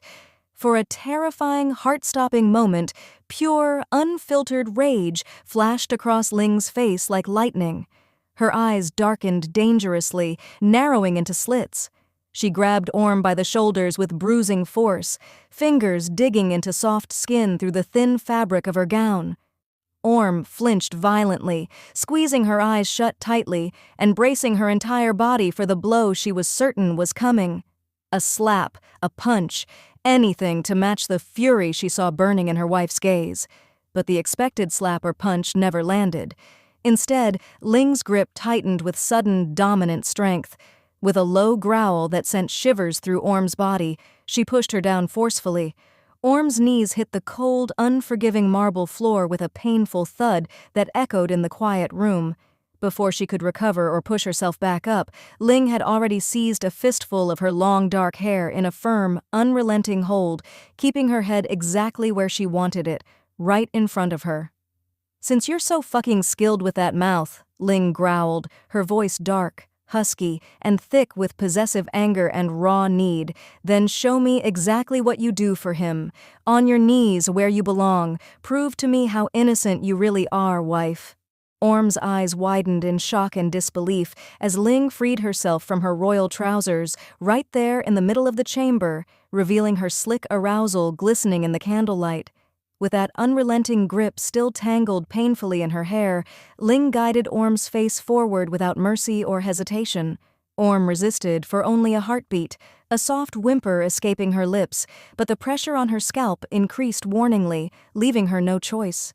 Fresh tears fell as she parted her lips and took Ling into her mouth, the taste and heat overwhelming her senses immediately. Ling was rough and demanding, her hips thrusting with angry, barely restrained intensity. She used Orm's mouth with raw, possessive need, deep, controlled thrusts forward that made wet, obscene sounds fill the candlelit chamber and echo off the high ceilings. Orm gagged slightly at the force, but kept going, her hands gripping Ling's toned thighs for balance as tears streamed steadily down her cheeks, mixing with the saliva dripping from her chin. Ling's breathing grew ragged and heavy, low groans escaping her throat as waves of pleasure mixed viciously with her lingering fury and hurt. "Look at me," Ling commanded hoarsely, her voice breaking slightly with the intensity of her emotions. Orm's tear-filled, watery eyes met hers, just as Ling pulled away at the last possible second. She finished squirting across Orm's flushed face and parted lips with a broken groan, marking her thoroughly and possessively with liquid streaks that dripped slowly down her chin and onto the marble floor. Ling stood there for a long, heavy moment afterward, staring down at the humiliating sight of her wife still on her knees, marked and disheveled and breathing hard. Then, in a cold, cutting voice laced with lingering pain, she asked, "Do I taste better than him?" Without waiting for any answer or reaction, Ling adjusted her clothes with jerky, angry movements, turned on her heel, and stormed out of the bedroom. The heavy door slammed shut behind her with thunderous force, and the lock clicked ominously from the outside, trapping Orm inside alone with her shame and her tears. Orm remained on her knees on the cold marble floor for what felt like an eternity, body shaking uncontrollably. She felt utterly humiliated, used, broken, and dirtier than she had ever felt in her entire life. The taste of Ling still lingered on her tongue, and the evidence of what had just happened cooled slowly on her skin. The tears wouldn't stop falling as she finally collapsed forward, curling into herself on the floor. Down the corridor outside the royal chambers, Koi, Ming, and Nop had been drawn out of their quarters by the earlier raised voices and the unmistakable sound of the door slamming. They now stood frozen near the antechamber, listening in growing horror as Ling's heavy footsteps marched away toward the throne room. Moments later, the sounds of destruction began in earnest, the violent crashing of porcelain vases shattering against stone walls, the loud overturning of a heavy oak table that splintered and cracked as it hit the floor, the shattering of expensive mirrors and decorative ornaments that sent glass flying in every direction. Ling's furious, wordless roars of pain and betrayal carried clearly through the palace halls as she destroyed everything within reach in a fit of uncontrollable, heartbroken rage. From a hidden balcony overlooking the area, Mon and Mint listened with satisfied, cruel smirks on their faces, exchanging glances of triumph. Their plan was unfolding even better than they had dared to hope. Orm eventually forced herself to stand, her knees aching from the hard floor. She washed her face hastily in a basin of cool water, scrubbing away the evidence as best she could, but her eyes remained red and swollen, her expression haunted and defeated. She ran straight into her mother's waiting arms in the antechamber, sobbing uncontrollably. "We have to leave," Orm said urgently, her voice breaking with desperation and exhaustion. "All of us. Tonight. Right now. I can't stay here anymore. She doesn't believe me at all. She called me a whore and treated me like one on my knees like I was nothing. We need to go back to the farm, back to our old life where things were simple and honest. Please, Mother, I can't do this anymore." Koi hugged her tightly, tears glistening in her own kind eyes as she stroked her daughter's hair with trembling hands. "Yes, my child, we'll leave this cursed palace together. This place was never meant for simple people like us. We'll find a way." The family moved quickly and quietly, gathering their few personal belongings in small, hastily packed bundles. A few changes of clothes, a treasured book Orm had borrowed from the library, and a small wooden carving Ming had made years ago. They slipped through the quieter, less patrolled corridors of the palace, hearts pounding with desperate hope for escape as they made their way toward the main iron gates under the cover of the deep night. But as they approached the towering gates, the royal guards stepped forward in unison, spears lowered to block the exit completely. "By direct order of Her Majesty Queen Ling Ling," the captain said firmly and without any sympathy, "no member of the consort's family is permitted to leave the palace grounds under any circumstances. Return to your quarters immediately, or we will escort you by force." Orm's heart sank like a stone dropped into a deep well. They were prisoners in this golden cage, trapped by the very woman who claimed to love her. The guards escorted them back under strict watch, their footsteps echoing like judgment. However, only Orm was taken directly back to the royal bedroom. When the door opened, Ling was already there, standing rigidly by the large window overlooking the darkened gardens, staring out into the night with her arms crossed tightly over her chest. She didn't turn around or acknowledge Orm's presence at all. The silence between them was heavier and more painful than any shouted argument could ever be. Orm stood in the middle of the room for a long time, gathering every ounce of courage she had left. Finally, she spoke in a small but steady voice that still carried the weight of her exhaustion. "If you truly don't believe a single word I've said, then let me go. Let my entire family go. We'll disappear quietly from your life. You can choose a proper, noble bride who fits your world perfectly. Just release us and end this nightmare." Ling remained completely silent for what felt like an eternity, the only sound in the room the faint crackling of the dying fire in the hearth. Then Orm noticed it, a single glistening tear slowly sliding down the queen's elegant cheek, catching the faint moonlight streaming through the window like a diamond of pain. Ling wiped it away angrily with the back of her hand, her shoulders shaking slightly. When she finally spoke, her voice was raw, cracked, and filled with genuine heartbreaking pain. "I wish I could let you go. Gods know how much it burns inside every single time I picture you with him. The thought destroys me completely. But no matter how hard I try to hate you right now, I can't make myself release you. You've gotten so deep under my skin. Against all my better judgment and every rule I ever set for myself, I've fallen in love with you, damn you." Orm's breath caught sharply in her throat. The realization hit her with the force of a tidal wave crashing over her. Ling wasn't just being possessive because she had purchased her at the farm that fateful day. She was deeply, desperately hurt because she had truly fallen in love with her stubborn, independent peasant wife. Orm's own anger and resentment softened in that vulnerable moment. She stepped closer, reaching out tentatively to touch Ling's arm with gentle fingers. "Ling, I swear to you on my life, on my family's honor, and on everything I am, you are the only one who has ever touched me, the only one I have ever allowed close to me in that way. Chen was never more than a childhood friend who protected our village. I have never been on my knees for anyone except you tonight, and even that was against my will. Please, trust me. Someone, I suspect Mon and her mother, is trying to destroy what we have. Don't let them win. Don't let them tear us apart." Ling turned slowly to face her, her eyes red-rimmed and vulnerable in a way Orm had never seen before. She opened her mouth to respond, voice thick with emotion and the beginning of tentative hope, when a loud, urgent knock interrupted them from the other side of the door.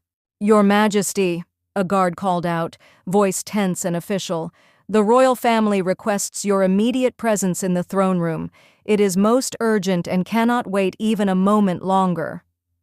Ling exhaled sharply, composing her face back into a mask of queenly authority, even though the pain still lingered in her eyes. "We will continue this conversation later," she said quietly to Orm, though the raw emotion still colored her tone. "Come with me. We face this together." They walked to the throne room in heavy, tense silence, the distance between them feeling like an uncrossable chasm, despite the short distance and the new, fragile understanding that had begun to form. Inside the grand throne room, illuminated by dozens of glowing chandeliers and candles, Dowager Queen Neen, King Yang, Aunt Mint, and Mon were already gathered around the central table, their faces arranged in serious, concerned expressions that barely hid their underlying calculations. Mint spoke first, her voice dripping with false sympathy and concern as she stepped forward. "Niece, if it is true that this peasant girl has been cheating on you with a mere knight, she must be banished from the palace immediately. The marriage should be annulled at once for the sake of the crown's honor and the stability of the kingdom. We cannot allow a common whore to remain as queen consort and tarnish our family name with her disgrace." Mon nodded eagerly beside her mother, her eyes gleaming with barely concealed triumph.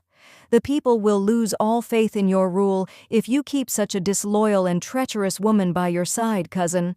It would be better for everyone if she were gone."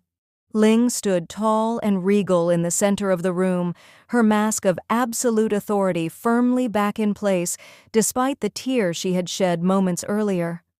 "I agree with you," she said coldly, her voice carrying throughout the chamber with queenly finality. Orm felt the world spin violently around her. Her knees buckled completely under the weight of the words. Koi, Ming, and Nop rushed forward just in time to catch her, holding her upright as she nearly fainted from the shock and overwhelming despair. Ling continued without even glancing at her wife, her tone merciless and resolute. "I will banish her. But first, I want the people to stop loving her as well. They cheered for her at the coronation like she was some fairy tale heroine brought to save the kingdom. I want them to shame her publicly so the stain on her name never fades from this kingdom. Bring me the letter from Chen. Orm will stand beside me on the balcony while I read it aloud to the entire kingdom. Let every citizen hear the truth with their own ears and scream for her banishment themselves." Mon stepped forward quickly, barely able to hide her eagerness. "I will fetch the letter myself, cousin. I know exactly where it was hidden among her things." Ling nodded sharply, her expression unreadable. "Guards, go throughout the capital immediately. Announce that every citizen must gather beneath the palace balcony within the hour for an important royal declaration from their queen. Failure to attend will be considered an act of treason against the crown." The night air was cool and biting as the royal family and Orm's relatives finally assembled on the grand balcony high above the palace square. Hundreds of torches blazed below, illuminating a massive crowd of thousands of citizens who had been hurriedly summoned from their homes and beds. Whispers and murmurs rippled through the sea of people like a growing storm as they spotted the new queen standing tall and imposing at the railing, her purchased consort pale and trembling beside her, along with both families lined up in silent witness. Orm stood shakily between her worried parents, her face deathly pale, body trembling with fear and humiliation under the eyes of the entire kingdom. Ling held the damning letter firmly in her hands, jaw set like stone, ready to publicly destroy whatever fragile bond remained between them in front of the entire kingdom. The public shaming was about to begin, and there was no escaping it now. A bride purchase. Chapter 5. The handwriting of betrayal. The grand balcony of the royal palace overlooked a vast, restless ocean of flickering torchlight and thousands upon thousands of expectant faces from the gathered citizens of Alaria. The night wind whispered through the ancient stone arches and carved pillars, carrying the low, restless murmurs of the enormous crowd like an incoming tide ready to crash against the shores of Revelation. Thousands of torches blazed brightly in the sprawling palace square below, their golden flames casting dramatic, dancing shadows across the intricately carved balustrade where Queen Lingling stood tall and regal in her full coronation finery of deep emerald velvet and shimmering gold embroidery. She was flanked by the remaining members of the royal family on one side and Orm's visibly trembling relatives on the other. The air was thick with heavy tension, anticipation, and a palpable sense of history unfolding in real time. Every citizen in the capital, from wealthy merchants and shopkeepers in their fine coats to humble farmers still smelling of earth and livestock, city guards in uniform, servants in simple tunics, and even wide-eyed children held tightly by their parents, had been urgently summoned by royal decree, and the massive square was now packed shoulder to shoulder, faces turned upward in a mixture of loyalty, curiosity, confusion, and growing unease. Orm stood rigidly between her parents, Koi and Ming, her face drained of all color and as pale as moonlight on a winter night. Her body was stiff with dread, lingering humiliation from the previous days, and the overwhelming pressure of standing before the entire kingdom once again. Her hands gripped the delicate fabric of her sapphire gown so tightly that her knuckles turned bone white, desperately trying to hide the violent trembling that threatened to overtake her entire frame. Beside her, Nop shifted uncomfortably from foot to foot, his usual playful and teasing energy completely absent, replaced by quiet worry, protective anger, and a silent vow to stand by his sister no matter what unfolded. Ling held the damning letter firmly in her steady hands, her jaw set like unyielding carved marble, her entire posture radiating both unshakable queenly authority and a deep personal pain that only those closest to her could sense beneath the regal mask. Ling stepped forward to the very edge of the balcony, raising one elegant, commanding hand for silence. The massive crowd below quieted almost instantly, thousands of eyes locking upward on their newly crowned queen with reverence, curiosity, and a hint of fear for what dramatic announcement was coming. "My beloved people of Ilaria," Ling began, her voice strong, clear, and powerfully projected across the entire square thanks to the masterful acoustics built into the palace centuries ago for exactly such monumental proclamations. "Tonight, I stand before you not only as your queen, but as a woman who has been betrayed in the deepest, most painful, and most personal way imaginable. I come seeking your solemn consent and your collective wisdom as my loyal subjects. There is a treacherous person, or rather, treacherous people, among us who have betrayed not only me personally, but the sacred trust of this entire kingdom. Despite how much love, affection, and support many of you may have shown towards certain individuals involved, their actions have cut deeply into the very heart of our realm. I ask for your consent tonight to banish these traitors so that justice may be served and our kingdom can begin to heal from this bitter wound." A growing ripple of confused and worried murmurs spread through the enormous crowd, like wind rushing through tall grass on the plains. People exchanged wide-eyed glances, whispering urgently among themselves. Some clutched their children closer, while others leaned in to hear better.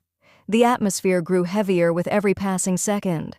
Ling raised the crumpled letter high so that the torchlight from below dramatically illuminated the parchment for all to see, the paper seeming to glow like an accusation made flesh. "This letter," she continued, her tone growing colder, heavier, and more resolute with each carefully chosen word, "was delivered to me on the very night of my coronation. It contains vile, cruel, and explicit accusations claiming that my beloved consort, Queen Consort Orm, has been unfaithful with a knight named Chen. It speaks of secret meetings in hidden places, of stolen pleasures behind my back, and of a heart that supposedly belongs to another. I will now read it to you in full, so that you may all understand the gravity and cruelty of this betrayal with your own ears." Ling unfolded the parchment slowly and deliberately, letting the unbearable tension build in the now nearly silent square. Then, in a clear, ringing voice that carried to every corner of the packed square, She read every single devastating line aloud. The crude accusations, the explicit and humiliating references to Orm being on her knees, pleasuring another man, the claims that she stayed only for wealth and status, the mocking tone toward the queen herself, every single humiliating word echoed across the deathly silent crowd. The reaction was immediate, visceral, and explosive. Gasps rang out like thunderclaps. Shocked whispers turned into loud cries of disbelief and outrage. "No!" someone shouted from the middle of the crowd. "It can't be true!" another voice bellowed. A woman near the front covered her mouth in horror, tears forming in her eyes, while several men shook their heads angrily and shouted for justice.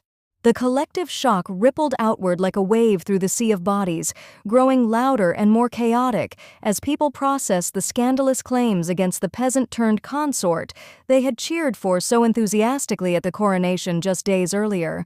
Faces that had once looked at Orm with warmth, hope, and admiration, now twisted with confusion, disappointment, judgment, and even betrayal. The entire square seemed to hold its breath as the final words of the letter faded into the night air, only to erupt again in a cacophony of voices. When Ling finally finished reading, she lowered the letter with deliberate slowness, allowing the full weight of the accusations to settle over the stunned thousands below like a heavy, suffocating blanket. "But here is the truth I discovered only after I finally calmed my rage and allowed reason to return to me," she announced, her voice now laced with both profound personal pain and unyielding steely determination. "This letter was presented to me as proof supposedly written by the Knight Chen himself. However, Chen cannot write. He is a brave and skilled knight, a loyal protector of our villages and farms. But he never learned to read or write beyond signing his own name with great difficulty. This elegant, flowing handwriting belongs to my own father, King Yang." For several long, heart-stopping heartbeats, a stunned, deafening silence fell over the entire square. Then came the collective, explosive reaction that shook the very air. The crowd erupted in a roar of pure, overwhelming shock. Gasps turned into loud cries of disbelief and betrayal. "The king!" someone shouted from the back. "Impossible!" another voice bellowed. "He forged it!" Women clutched their chests in horror, men shouted in outrage and confusion, and children looked around wide-eyed at the chaos unfolding before them. The revelation that the mild-mannered King Yang had personally forged such a vicious letter against his own daughter's wife spread like wildfire through the masses. Heads turned frantically, fingers pointed toward the balcony, and the noise level rose to a deafening crescendo as the people struggled to comprehend that the conspiracy came from the very heart of the royal family they had trusted for decades. Some people wept openly, others demanded immediate justice, and the square descended into a storm of shocked voices that seemed to shake the palace foundations themselves. On the balcony itself, the shock was even more visceral and personal. King Yang's face went deathly white, all color draining from his features as he staggered backward a step, looking as though he might faint on the spot. Aunt Mint's mouth fell open in pure horror, her carefully composed mask shattering completely as her hands began to tremble. Mon's eyes widened in absolute panic, her face draining of color as she realized their carefully woven web had been completely and irreversibly unraveled in front of the entire kingdom. Orm's family stood in stunned silence. Koi's hand flew to her mouth in disbelief. Ming looked thunderstruck and heartbroken, and Nop's fists clenched tightly at his sides in protective fury for his sister. Ling's voice cut through the roaring chaos like a sharp blade. "I realized the truth when I finally calmed down before entering the throne room earlier tonight. Something about the script felt painfully familiar, but in my blind fury, I had overlooked it. Once my mind cleared, I knew without any doubt. My father, together with my Aunt Mint and my cousin Mon, conspired in secret to destroy my marriage from the very beginning. They never accepted Orm as my chosen consort. They could not bear the idea of a peasant girl, a farmer's daughter from the eastern fields, standing beside me on the throne as queen. So they plotted, they lied, they forged this letter, and they tried to tear us apart with manipulation and deceit. The crowd's shock turned rapidly to outrage. Angry shouts rang out across the square. "Traitors! How could they do this? Ban them all! Justice for the queen!" The roar grew so loud that it seemed the very stones of the palace vibrated with the people's fury and sense of betrayal. Ling turned slowly to face her disgraced family, her expression as cold and unyielding as winter steel. "Father, Aunt Mint, Cousin Mon, by the power vested in me as Queen of Ilaria, I declare you all banished from this kingdom effective immediately. You have until sunrise tomorrow to gather whatever belongings you can carry and leave these lands forever. Any attempt to return will be considered high treason, punishable by death." King Yang staggered forward one last time, reaching out a trembling hand. "Ling, my daughter, please, have mercy on your father. We only wanted what was best for the crown. You chose betrayal over your own blood and over the happiness of your queen." Ling cut him off sharply, her voice cracking with raw emotion for the first time that night. "You tried to destroy the woman I love. There is no forgiveness for such treachery." Royal guards moved in swiftly and firmly to escort the 3 disgraced royals away from the balcony. The massive crowd below roared in a chaotic mixture of approval, lingering shock, righteous anger, and calls for justice as the former king, his sister and niece were led away in complete disgrace, their heads bowed in shame as the people's fury followed them. The public declaration finally ended with Ling raising her hand once more, calling for silence that took several minutes to achieve. "Justice has been served tonight. Go home, my beloved people, and know that your queen will always protect what is hers and who is hers." As the enormous crowd slowly began to disperse, still buzzing loudly with excited, outraged, and stunned conversations that would likely continue until dawn, Orm remained frozen in place on the balcony, completely overwhelmed by the whirlwind of revelations, the intense public humiliation she had endured, and the sudden, dramatic justice that had unfolded before her eyes. In the days that followed the dramatic balcony proclamation, a heavy emotional frost settled over the royal chambers despite the warm, blooming summer weather outside the palace walls. Orm had become ice itself, cold, distant, guarded, and emotionally untouchable. The unfair public accusation, the humiliating scene on her knees, the initial lack of trust from Ling, and the spectacle before the entire kingdom had wounded her deeply and left scars that refused to heal quickly. During the daylight hours, she avoided Ling almost completely. She took all her meals with her family in their private West Wing quarters, spent long solitary hours walking the extensive palace gardens or reading quietly in the royal library, and refused to engage in anything beyond the bare minimum of polite, empty conversation when Ling was present. Her replies were always short, carefully neutral, and completely devoid of the warmth or spark that had slowly begun to grow between them before the crisis. At night, however, the dynamic shifted into a different kind of quiet pain. When Ling eventually came to bed, Orm would wordlessly loosen her nightgown, open her legs, turn her head to the side, and stare blankly at the wall with distant, unreadable eyes. She offered her body dutifully but gave nothing more. No kisses, no soft moans of pleasure, no whispered words of affection, no eye contact, and no emotional connection. Ling would take her in heavy, painful silence, the encounters feeling mechanical, hollow, and deeply unsatisfying for both women, leaving them even emptier afterward. One quiet evening, after yet another painfully silent dinner, Koi pulled Orm aside into the family sitting room while Nop stood nearby, looking unusually serious. "You cannot punish her forever like this, my child," Koi said gently but with firm maternal wisdom, taking both of Orm's hands in hers. "Ling made a terrible mistake by not trusting you immediately, yes. But she chose you in the end. She banished her own father, her own blood, for you. If you keep freezing her out with this endless coldness, she may eventually turn away completely.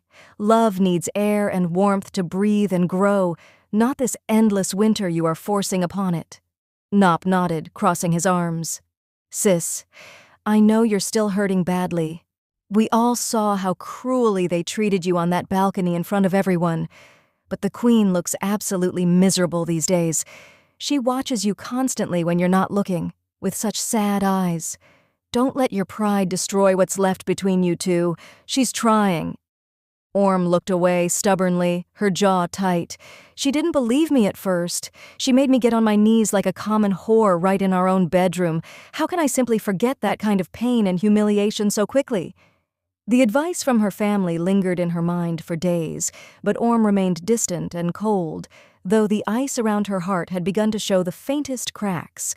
A few days later, an important state visit arrived that could not be postponed.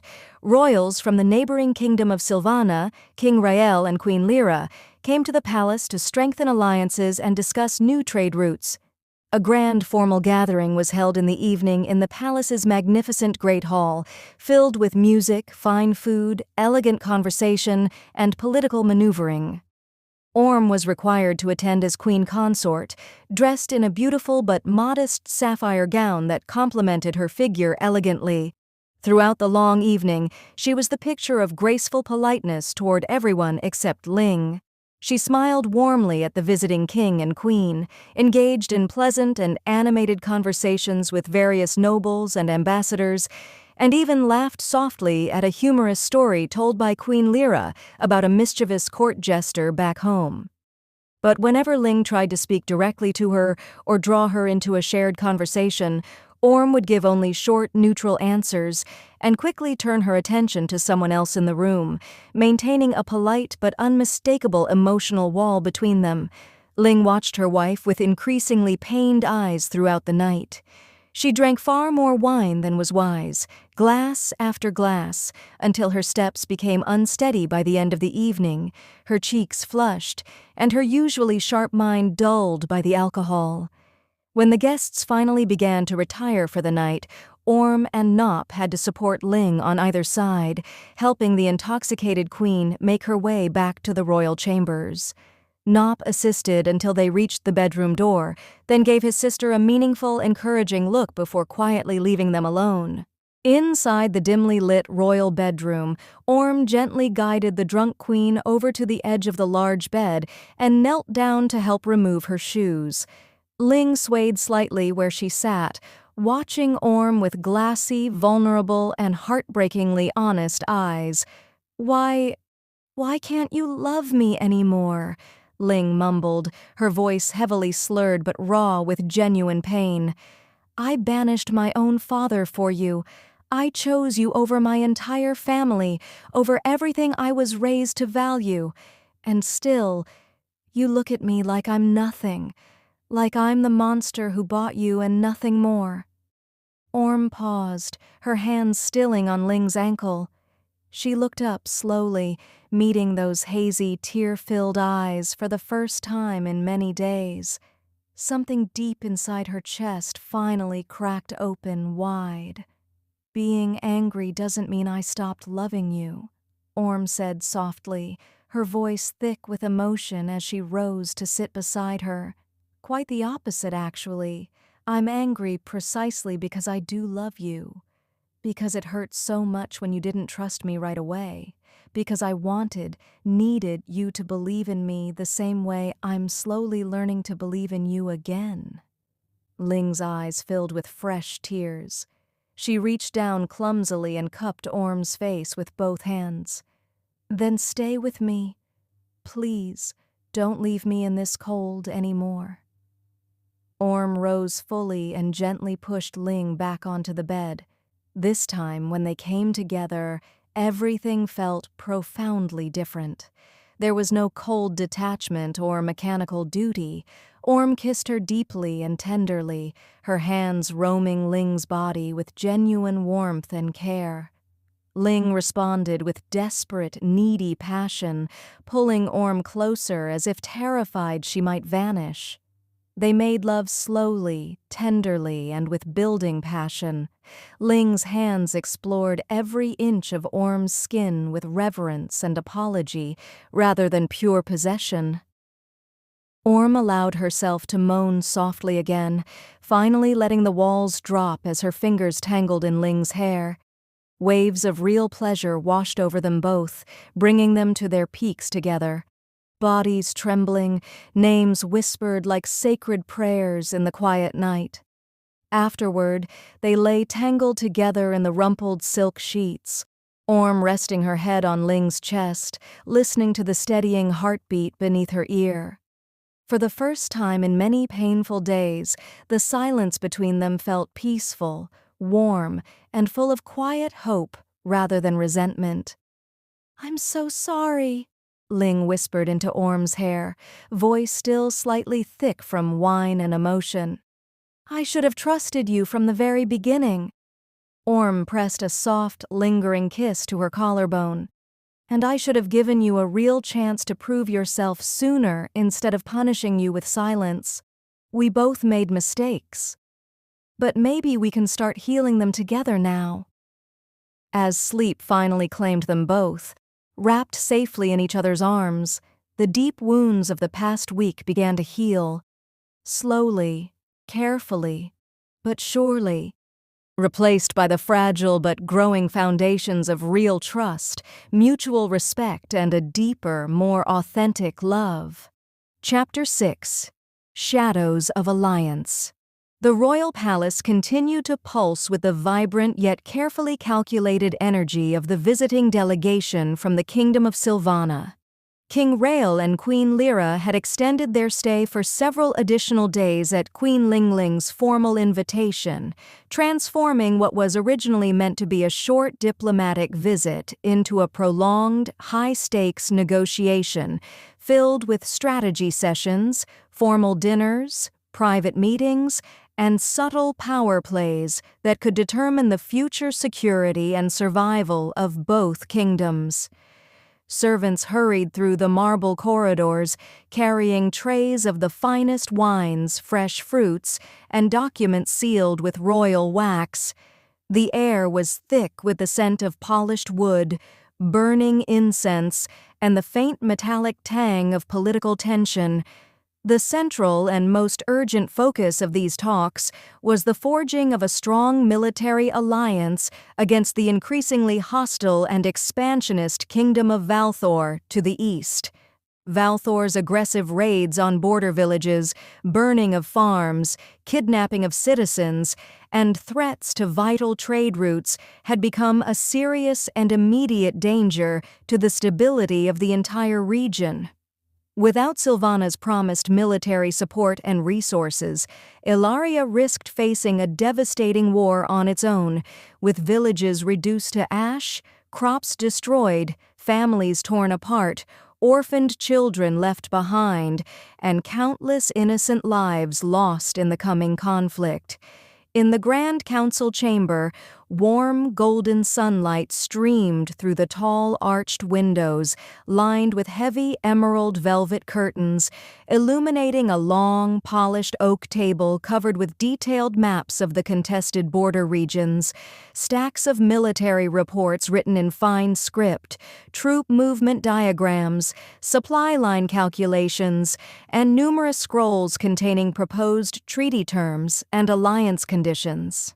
Servants moved silently around the room, refilling crystal goblets with rich red wine and placing fresh platters of fruits and cheeses on side tables. Queen Lingling sat at the head of the table with commanding grace, dressed in a regal deep green gown with intricate silver embroidery that accentuated her sharp beauty, elegant posture, and natural authority.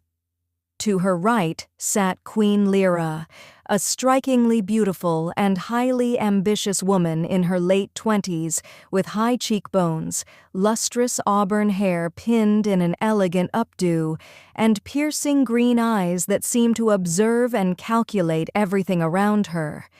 King Rael, her husband, occupied the seat beside her, occasionally nodding along but mostly appearing bored with the finer strategic details, his attention drifting frequently to the servants, quietly refilling wine glasses or the view outside the windows. "We cannot afford to wait any longer," Queen Lyra said smoothly and persuasively, leaning slightly closer to Ling as she traced a manicured finger slowly along the eastern borderline on the large map spread before them. Her hand deliberately brushed against Ling's arm, lingering there with clear, intentional contact that spoke volumes. Valthor's army grows stronger and bolder with every passing month. Their raids are becoming more frequent and more brutal. An alliance between Sylvana and Ilaria would create a combined force they could never hope to match. Our armies united would secure peace, prosperity, and safety for generations to come. She smiled warmly at Ling, her green eyes sparkling with something far more personal than mere diplomacy. "Tell me, Queen Lingling, have you considered how our cavalry could complement your archers in the mountain passes? I can already picture the two of us standing side by side on the battlefield, directing our forces to victory." Ling kept her expression neutral, though she noted the lingering touch. "The mountain passes are indeed key. Our archers are well trained, but your cavalry's speed would be a decisive advantage. I have drawn up preliminary plans for joint maneuvers if we formalize the alliance." Lyra laughed a little too loudly and enthusiastically, throwing her head back gracefully and letting her fingers trail down Ling's sleeve once again in a seemingly casual but unmistakably flirtatious gesture. "You have such a brilliant and sharp mind, Queen Lingling. It is truly refreshing and exciting to speak with someone who understands the weight, the intricacies, and the burdens of power so intimately. Most rulers I meet are either too timid or too reckless. You strike the perfect balance." She leaned in even closer, her voice dropping to a softer, more intimate tone. "I find myself looking forward to these meetings more than I should. Perhaps after we conclude the formal talks, we could continue our discussion in a more private setting?" Hidden behind a heavy velvet tapestry in a small adjacent alcove connected to the council chamber by a narrow, rarely used servants' passage, Orm, her mother Koi, and her brother Nop crouched in tense, uncomfortable silence, peering through a narrow gap they had carefully created earlier that morning. Orm's face was flushed a deep red with burning jealousy, her breathing shallow and ragged with barely contained anger and hurt. "Look at her," Orm whispered furiously, her fists clenched so tightly at her sides that her nails dug painfully into her palms. "She keeps touching Ling's arm again and again like she owns it. And that laugh, it's completely fake, exaggerated, and over the top. She's practically throwing herself at my wife right in front of her own husband and everyone else in the room." Koi placed a worried, soothing hand on her daughter's shoulder, trying to calm the rising storm inside her. "Orm, my child, we should not be spying like this. This is very dangerous. If they discover us here, it could cause a serious diplomatic incident and damage the very alliance Ling is trying so hard to secure for the sake of the kingdom." "But I need to see the truth for myself," Orm hissed back, refusing to move even an inch from her position. She has a husband sitting right there beside her, yet she looks at Ling like she wants to devour her whole. I won't let that woman take what is mine. Ling is my wife, not some political plaything for her to flirt with and seduce whenever she feels like it. Nop crouched beside them and, trying hard not to make any noise, grinned nervously but kept his voice to a bare whisper. "Sis, you're turning greener than the palace gardens right now. But I have to admit, Queen Lyra is definitely laying it on extremely thick. The way she laughs at even Ling's dry, strategic comments, even the ones that aren't particularly funny, is very suspicious. She's practically batting her eyelashes at her the entire time." The three of them continued their risky secret spying for nearly an hour, barely daring to breathe or shift their positions for fear of being discovered. Every lingering touch on Ling's arm, every overly bright and prolonged smile directed at her, every time Lyra leaned in too closely while discussing troop movements, supply lines, or potential battle strategies, made Orm's jealousy flare hotter and hotter inside her chest. She watched with narrowed, furious eyes as Lyra laughed yet again at one of Ling's comments, her hand resting boldly on Ling's forearm, far longer than any professional discussion required. That same evening, the moment the heavy carved door to the royal chambers closed firmly behind them, Orm could no longer contain the fire burning inside her. "I saw everything!" she exploded, rounding on Ling the second they were alone in the room. Her voice shook with a mixture of raw anger, deep hurt, and fierce, possessive jealousy. "That woman, Queen Lyra from Sylvana, was all over you during the entire council meeting, touching your arm repeatedly, laughing too hard at your jokes like they were the funniest thing she had ever heard, smiling at you with those hungry eyes like you were the only person in the room who mattered. I don't care what rights you think you have as queen. Don't you dare take another woman into your bed. If you ever put those fingers in somebody else, I swear on everything I am that I'll cut them right off myself." Ling paused near the large stone fireplace, then slowly turned around to face her wife. A dark, predatory, and undeniably aroused smile spread across her beautiful face. The raw, unfiltered jealousy and possessive fire burning in Orm's voice sent a powerful thrill straight through her body. "Is that so, my jealous little wife?" Ling purred dangerously, stepping closer until she had backed Orm firmly against the nearest wall. "You think you can threaten your queen so boldly and openly in her own chambers?" Orm's chest heaved with emotion, her eyes flashing with defiance and barely suppressed desire. "I'm not threatening. I'm promising. You bought me, yes, but I am your wife now, and I will not share you with anyone, especially not some ambitious foreign queen who clearly wants more than just a military alliance." Ling's eyes darkened with intense, hungry desire. In one swift, dominant motion, she grabbed Orm firmly by the waist, spun her around, and pushed her face down onto the large four-poster bed. "Then let me remind you exactly who these fingers belong to, and who this entire beautiful body belongs to." What followed was merciless, intense, and thoroughly possessive. Ling stripped Orm with impatient, almost rough hands, barely giving her time to catch her breath between movements. She pinned Orm's wrists above her head with one strong hand, while the other dove between her legs without any warning or gentleness. Two fingers thrust deep inside her immediately, finding her already wet despite the anger still simmering. Orm gasped sharply, her body arching off the mattress. "You think you own me?" Ling growled low in her throat, pumping her fingers hard and fast, curling them with expert precision against that sensitive spot deep inside her. "You forget. I own you.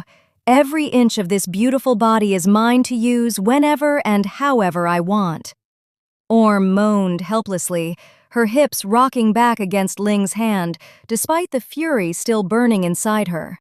Ling added a third finger, stretching her wider, fucking her with relentless, punishing intensity. The wet, obscene sounds of Ling's fingers moving inside her filled the room, mixing with Orm's broken cries, gasps, and whimpers.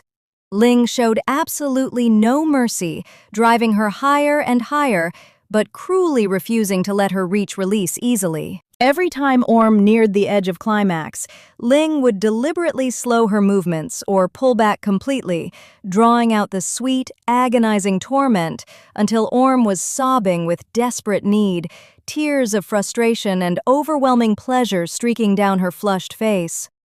"Please, Ling, I can't take it anymore." Orm finally begged, her voice hoarse and broken. Only then did Ling allow her the release she craved. She flipped Orm onto her back, pushed her legs wide apart, and fucked her through 2 powerful, shattering orgasms, her thumb pressing hard and fast on her swollen clit. By the end, Orm was a trembling, sweaty, whimpering mess beneath her, completely spent and marked. Ling kissed her deeply and possessively afterward, murmuring against her swollen lips, "No one else gets this. Only you. Remember that, my wife." The next day, the negotiations took a much darker, more dangerous, and more personal turn. In a private meeting with just Ling and Queen Lyra, the visiting queen dropped all remaining diplomatic pretenses. She stepped very close to Ling, her voice low, heated, and filled with raw desire. "I desire you, Ling Ling," Lyra said bluntly, her green eyes burning with intensity. "My husband knows and does not care, as long as the alliance is secured. If you want to avoid a devastating and bloody war with Valthor, you will take me. My desire for you is driving me insane. I need to be yours, at least for one night. Refuse me and I will withdraw all support immediately. Valthor will crush your borders within months." Ling sat frozen in her chair, her face carefully impassive while her mind reeled with the terrible weight of the ultimatum. War would mean thousands of deaths, burned villages, devastated families, orphaned children, and the possible collapse of her young reign. Yet the alternative was betraying Orm in the worst possible way. If Orm had never existed in her life, this decision would have been easy and straightforward. Ling had taken countless lovers during her single days without hesitation or guilt.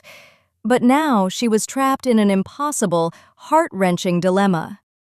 Later that same afternoon, Ling's closest and most trusted friend, Bam, arrived for a surprise visit.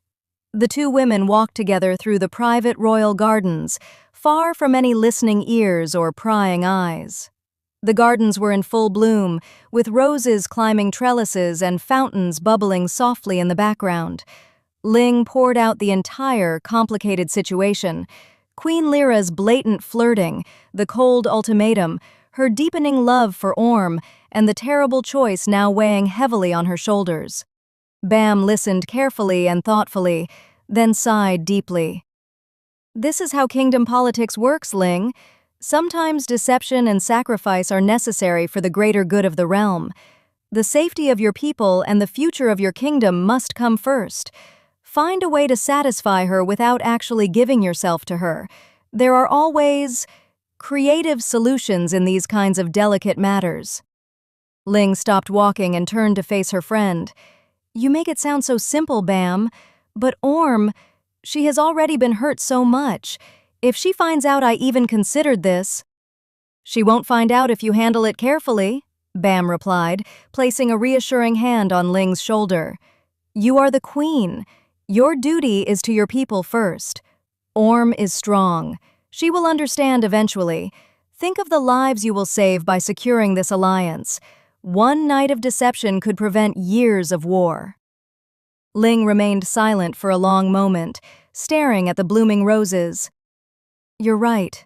I know you're right, but it still feels like betrayal." Bam squeezed her shoulder. "It is the price of the crown, my friend. You have carried it well so far. You will find a way." At that exact moment, a clear and decisive plan formed in Ling's mind. She knew precisely what she had to do to protect her kingdom without fully betraying her wife. That night, she sent a private, sealed message to Queen Lyra, inviting her to a secluded chamber at the farthest, most isolated end of the palace, a rarely used room far away from the main halls and bedrooms. The room had been carefully prepared with dozens of candles, casting a soft, romantic, and intimate glow across the luxurious space. Rich silk sheets covered the large bed in the center. When Queen Lyra arrived, her eyes dark with anticipation and open triumph, Ling greeted her with calm, controlled composure. "Lie on the bed," Ling instructed, her voice smooth and authoritative. "You will get exactly what you want tonight." Lyra smiled victoriously and obeyed without hesitation, stretching out seductively on the silk sheets. Ling moved slowly around the room, blowing out every single candle one by one with deliberate care. The chamber gradually plunged into complete pitch-black darkness. Then the sounds began. Low, breathless moans filled the air, the rustle of clothing being urgently removed, the unmistakable rhythm of rough, passionate sex, skin slapping against skin, gasps turning into loud cries of pleasure, the bed creaking loudly under forceful, relentless movements. Queen Lyra's voice rose higher and higher in ecstasy, begging for more as the encounter grew intense and unrestrained in the total darkness. From outside the thick wooden door, no one could see what, or who, was truly happening inside that isolated room. Only Ling knew the full truth. The grand announcement of the newly forged military alliance between Ilaria and Sylvana was made from the same majestic royal balcony where the dramatic banishment of King Yang, Aunt Mint, and cousin Mon had taken place just days earlier. The palace square below was once again filled to absolute capacity, with thousands upon thousands of citizens from every corner of the kingdom. Colorful banners of both Ilaria and Sylvana fluttered proudly in the gentle afternoon breeze, their vibrant shades of emerald green, silver, crimson, and gold catching the warm sunlight and creating a breathtaking spectacle. The atmosphere was electric, with a mixture of hope, curiosity, excitement, and a lingering undercurrent of tension from the recent political upheavals. People packed every available space in the square. Wealthy merchants in fine coats, humble farmers still wearing simple tunics stained with earth from their fields, city guards standing at attention in polished armor, servants in neat uniforms, entire families with small children perched on their shoulders, and elderly citizens leaning on canes or supported by relatives, all looking up expectantly at the royal balcony high above. Queen Ling Ling stood tall and regal in her finest coronation attire, a magnificent deep emerald gown with intricate silver embroidery and sapphires that shimmered every time she moved. The gown hugged her strong frame perfectly, radiating power and elegance. Beside her stood Queen Lyra of Sylvana, equally striking in a rich crimson and gold gown that accentuated her ambitious beauty and sharp features. King Rael stood slightly behind them, smiling politely for the crowd. Orm stood a few steps back, her expression carefully neutral and composed, though her hands were clenched tightly at her sides, and her heart felt heavy with unresolved pain and suspicion. Ling stepped forward to the very edge of the balcony, raising one elegant hand for silence. The massive crowd quieted almost immediately, thousands of eyes fixed upward on their queen with reverence and anticipation. "My beloved people of Ilaria," Ling announced, her voice strong, clear, and powerfully projected across the entire square. "Today marks the beginning of a new era of strength, protection, and lasting prosperity for our kingdom. Through this historic alliance with the Kingdom of Sylvana, we stand united and unbreakable against the growing threats from Valthor. Our combined armies will safeguard our borders, secure our vital trade routes, protect our families, and ensure peace for generations to come. Let this day be remembered as the dawn of a new friendship and the foundation of unbreakable unity between our two great realms." The crowd erupted in thunderous cheers that shook the very stones of the palace. People waved flags enthusiastically, clapped, and shouted words of support and celebration. Queen Lyra smiled graciously and waved to the people, but her eyes kept drifting toward Ling with a satisfied, knowing gleam that made Orm's stomach twist uncomfortably. Later that afternoon, the Sylvana delegation prepared to depart. In the grand palace courtyard, horses were saddled, luxurious carriages loaded with diplomatic gifts and sealed documents, and servants hurried about making final preparations. Ling and Orm stood side by side on the wide stone steps to bid their guests farewell. Queen Lyra approached them with a graceful, almost too sweet smile, first bowing slightly to Ling in respect before turning her full attention to Orm. As she leaned in close under the pretense of a polite and formal goodbye, Lyra whispered softly into Orm's ear, her voice low, silky, and dripping with deliberate satisfaction. "You are a very lucky woman, Queen Consort Orm. Your wife, she was the best I have ever had. She satisfied me like no man or woman ever has before. Those skilled hands, that incredible intensity, that raw passion. Truly unforgettable. Thank you for sharing her with me, even if only for one unforgettable night." Orm froze completely, her blood turning to ice in her veins. She couldn't speak, couldn't move, couldn't even breathe properly. The words cut deep into her heart like a sharp dagger. Lyra pulled back with a sweet, innocent smile for the watching crowd and Ling, then mounted her horse with elegant grace and rode away at the head of her delegation, waving regally as they left the palace grounds and disappeared down the long, tree-lined road. Orm remained motionless long after the caravan had vanished from sight. Her mind was spinning wildly, her heart pounding painfully in her chest, and a cold, sick feeling of betrayal settled deep in her stomach like poison. That evening, Orm found her mother in the quiet family sitting room overlooking the peaceful gardens.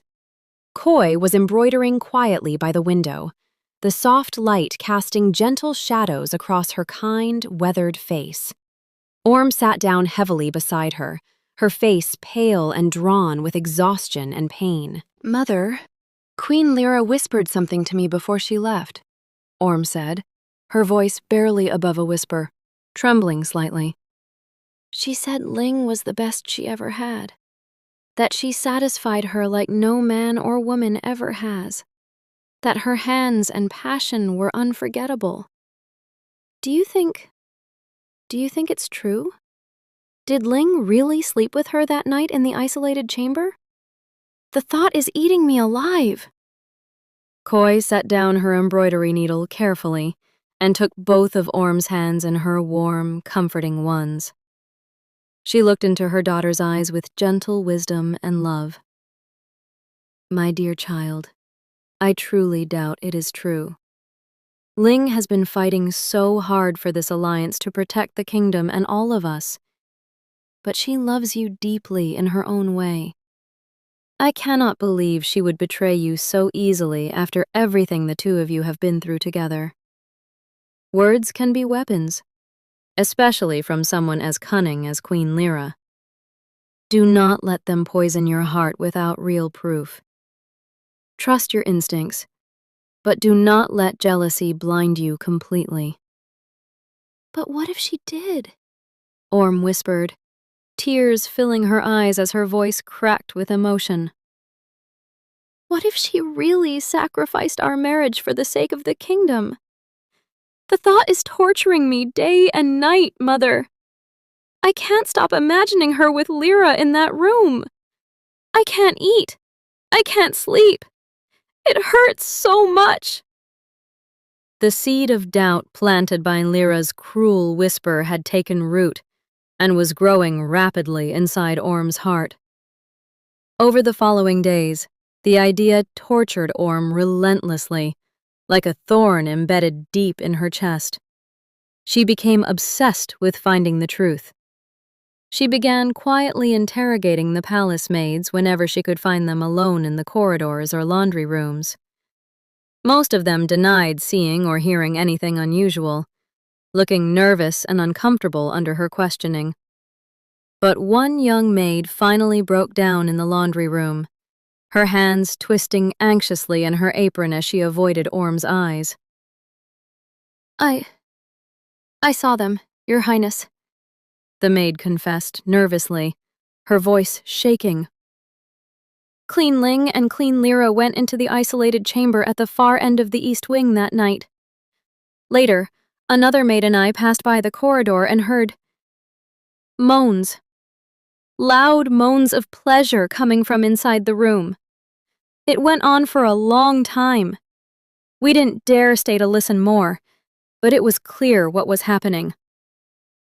Orm felt her entire world shatter into 1,000 pieces. She ran back to her room, locked the door behind her, collapsed onto the bed, and cried for hours, convinced beyond any doubt that Ling had slept with Lyra to secure the alliance. From that day onward, Orm became cold and distant toward Ling. During the daylight hours, she barely spoke to her, avoiding eye contact and keeping all conversations short, formal, and empty of any warmth. At night, when Ling came to bed, Orm would wordlessly loosen her nightgown, open her legs, turn her head to the side, and stare blankly at the wall with distant, unreadable eyes. She offered her body dutifully as a consort should, but gave nothing else. No passion, no warmth, no love, no eye contact, no soft words or moans. Ling would take her in heavy, painful silence, the encounters feeling mechanical, empty, and deeply unsatisfying for both of them, leaving Ling frustrated, heartbroken, and increasingly angry. After several days of this icy and painful treatment, Ling finally reached her breaking point one night. After mounting Orm in cold, silent desperation, and finishing without any real connection or intimacy, Ling pulled out slowly and sat up in bed, breathing hard. The room was dimly lit by a single flickering candle on the bedside table. "Enough," Ling said, her voice low but filled with frustration, pain, and exhaustion. "What is wrong with you, Orm?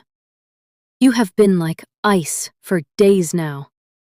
Cold, distant, lifeless.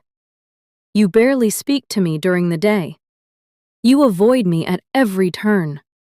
At night you lie there like a corpse, giving me nothing but your body. Talk to me.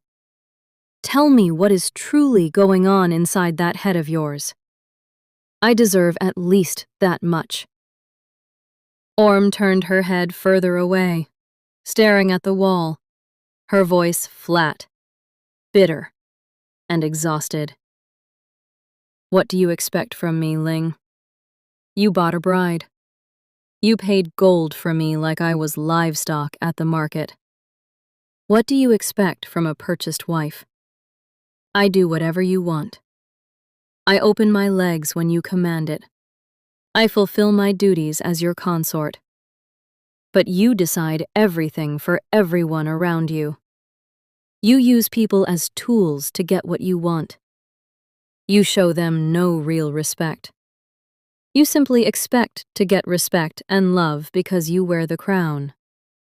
You cannot control feelings, Ling. You cannot buy love or loyalty with gold or power.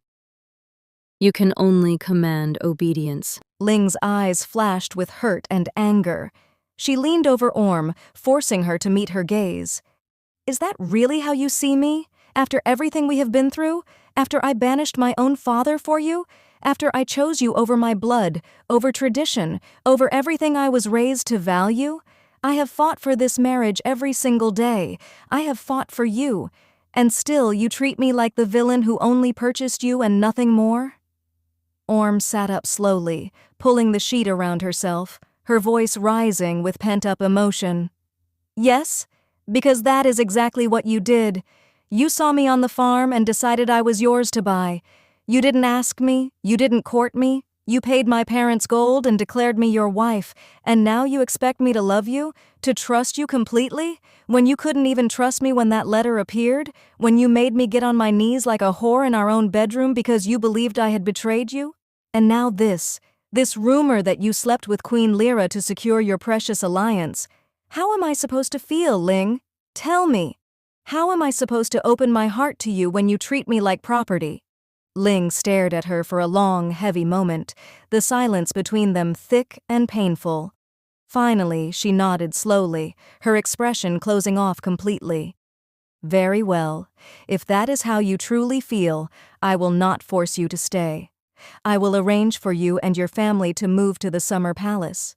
You will have everything you need there: comfort, freedom, distance from me. Consider yourself free from your duties as my consort if that is what you wish. The next morning, Ling made the arrangements quietly. Orm and her entire family were sent to the beautiful summer palace on the outskirts of the kingdom, a luxurious estate surrounded by blooming gardens, peaceful lakes, and rolling hills. For the next month, Ling became bitter and cruel in her rule. She was short-tempered with advisors, made harsher decisions, and withdrew into herself. The palace felt emptier and colder without Orm's presence. Meanwhile, at the summer palace, Orm was deeply sad. She spent her days walking the gardens alone, her heart heavy with regret and longing. She barely ate, barely slept, and often cried quietly by the lake. One quiet afternoon, Bam arrived for a surprise visit. She found Orm sitting by the lake, staring blankly at the water with red-rimmed eyes. "Why did you hurt my friend?" Bam asked gently, sitting beside her on the grass. "Ling is miserable back at the palace. She has become bitter and cruel since you left. She barely eats, barely smiles. What happened between you two?" Orm broke down and told her everything. Bam sighed deeply. "Orm, that is not what happened. I was the one in that room with Lyra. Ling blew out all the candles and asked me to take her place. She never touched her. She did it to protect the kingdom without betraying you." The truth hit Orm like a crashing wave. She stood up quickly, heart racing with hope and regret. "I have to go back," she said urgently. "I have to tell Ling the truth right away." She ran to tell her mother and brother. Within the hour, they were packing frantically, determined to return to the main palace as soon as possible to mend the broken bond. Chapter 8. The Return. The grand throne room of Ilaria was alive with the usual morning proceedings of justice and governance. The vast, echoing space was filled with a solemn, almost oppressive atmosphere that weighed heavily on everyone present.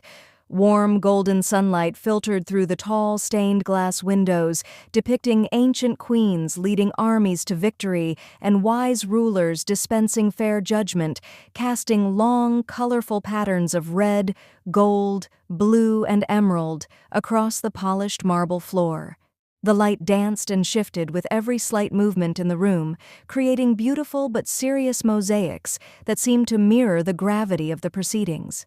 The air carried the faint, sweet scent of burning incense from the ceremonial braziers placed along the walls and the subtle polish of wood from the ornate throne and the long benches lining the sides of the hall.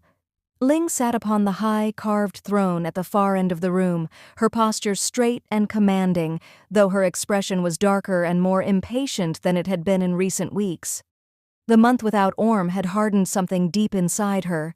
She had become quicker to anger, slower to show mercy, and more ruthless in her judgments. The court advisors stood silently along the sides of the room, exchanging uneasy glances at the noticeable change in their queen's demeanor. The atmosphere felt heavier than usual, the air thicker with discomfort and tension. Before her stood a thin, trembling peasant man in ragged, patched clothes, his head bowed low in shame and fear. His hands were rough and calloused from years of hard labor in the fields, and his shoulders slumped under the weight of desperation. 2 royal guards flanked him on either side, their expressions impassive. The charge was simple, but serious in the eyes of the crown. He had stolen 10 kilos of flour from the royal granary to feed his starving family during a particularly harsh season when the rains had failed and the harvest had been nearly destroyed. The man took a shaky breath and spoke, his voice cracking with desperation and exhaustion, barely audible in the vast hall. "Your Majesty, please, have mercy on me. My children have not eaten properly in weeks. The harvest failed completely this year. The rains never came, and the crops withered in the fields. I only took a little flour to keep them alive. I beg for your compassion. I am not a thief by nature. I am a desperate father trying to survive." Ling's eyes narrowed, her fingers gripping the arms of the throne tightly enough that her knuckles turned white. Her voice was cold, sharp, and carried through the hall with uncharacteristic harshness. "Mercy? You stole from your queen, from the kingdom that protects you and provides for you.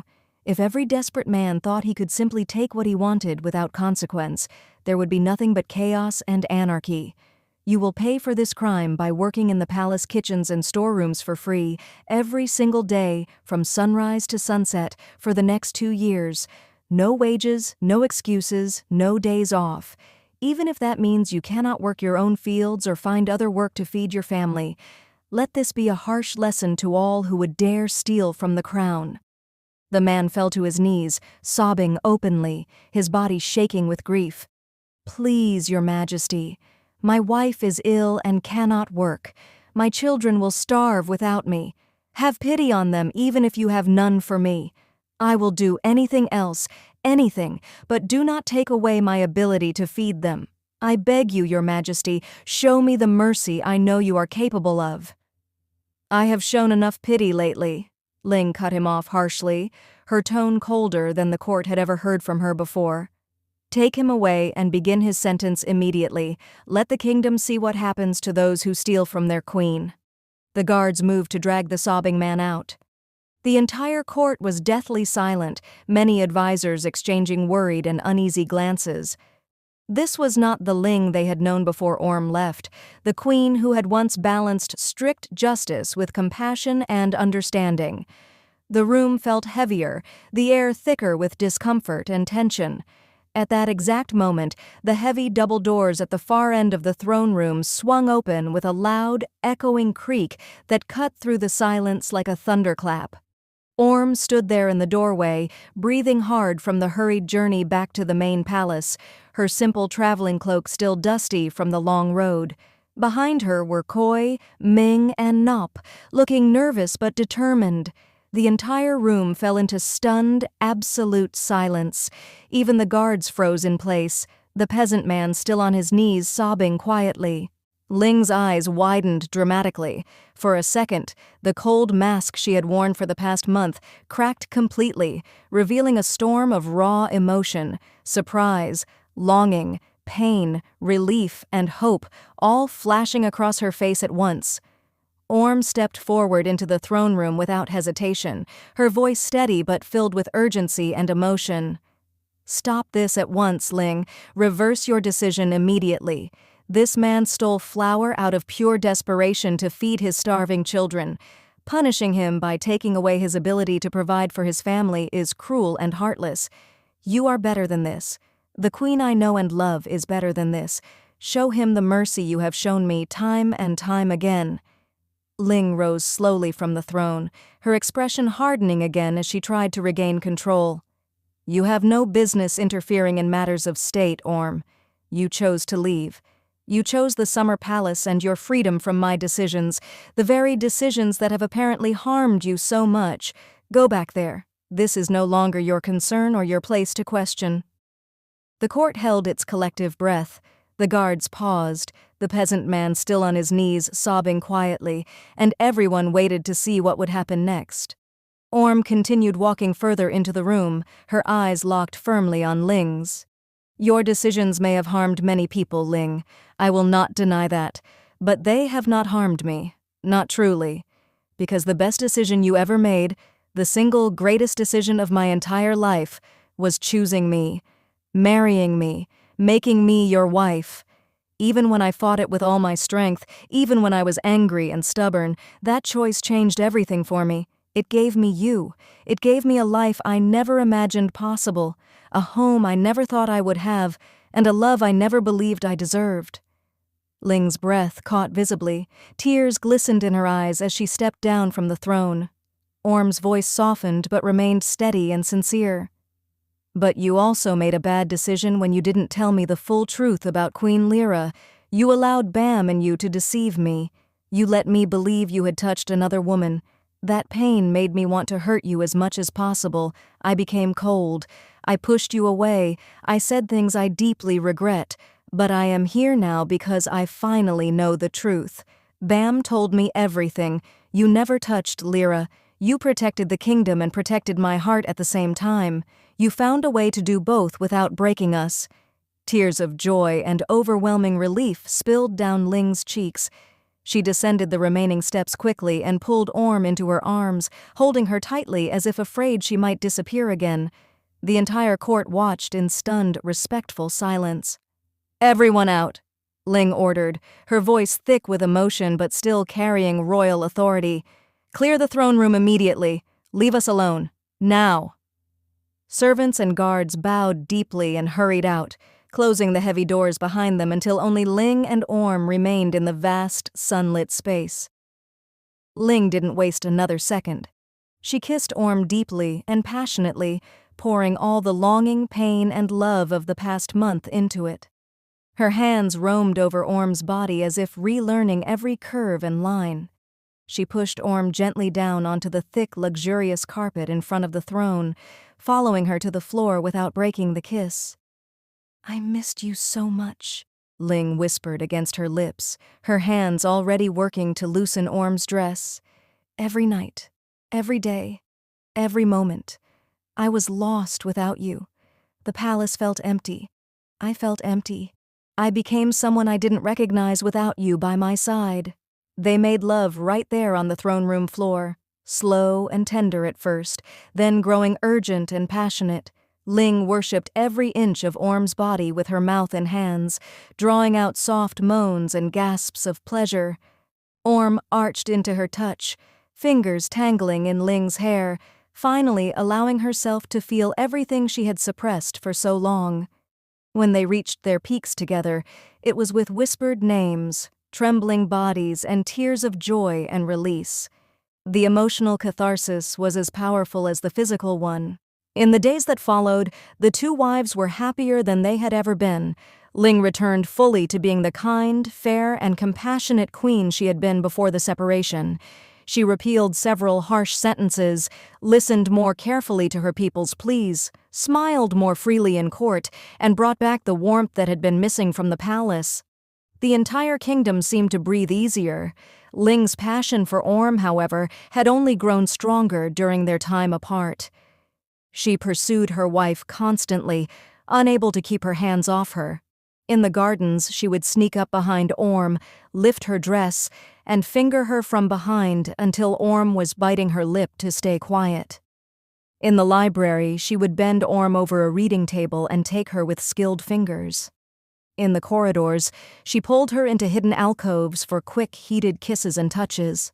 At night, she was insatiable, making love to Orm for hours until both were exhausted and thoroughly satisfied.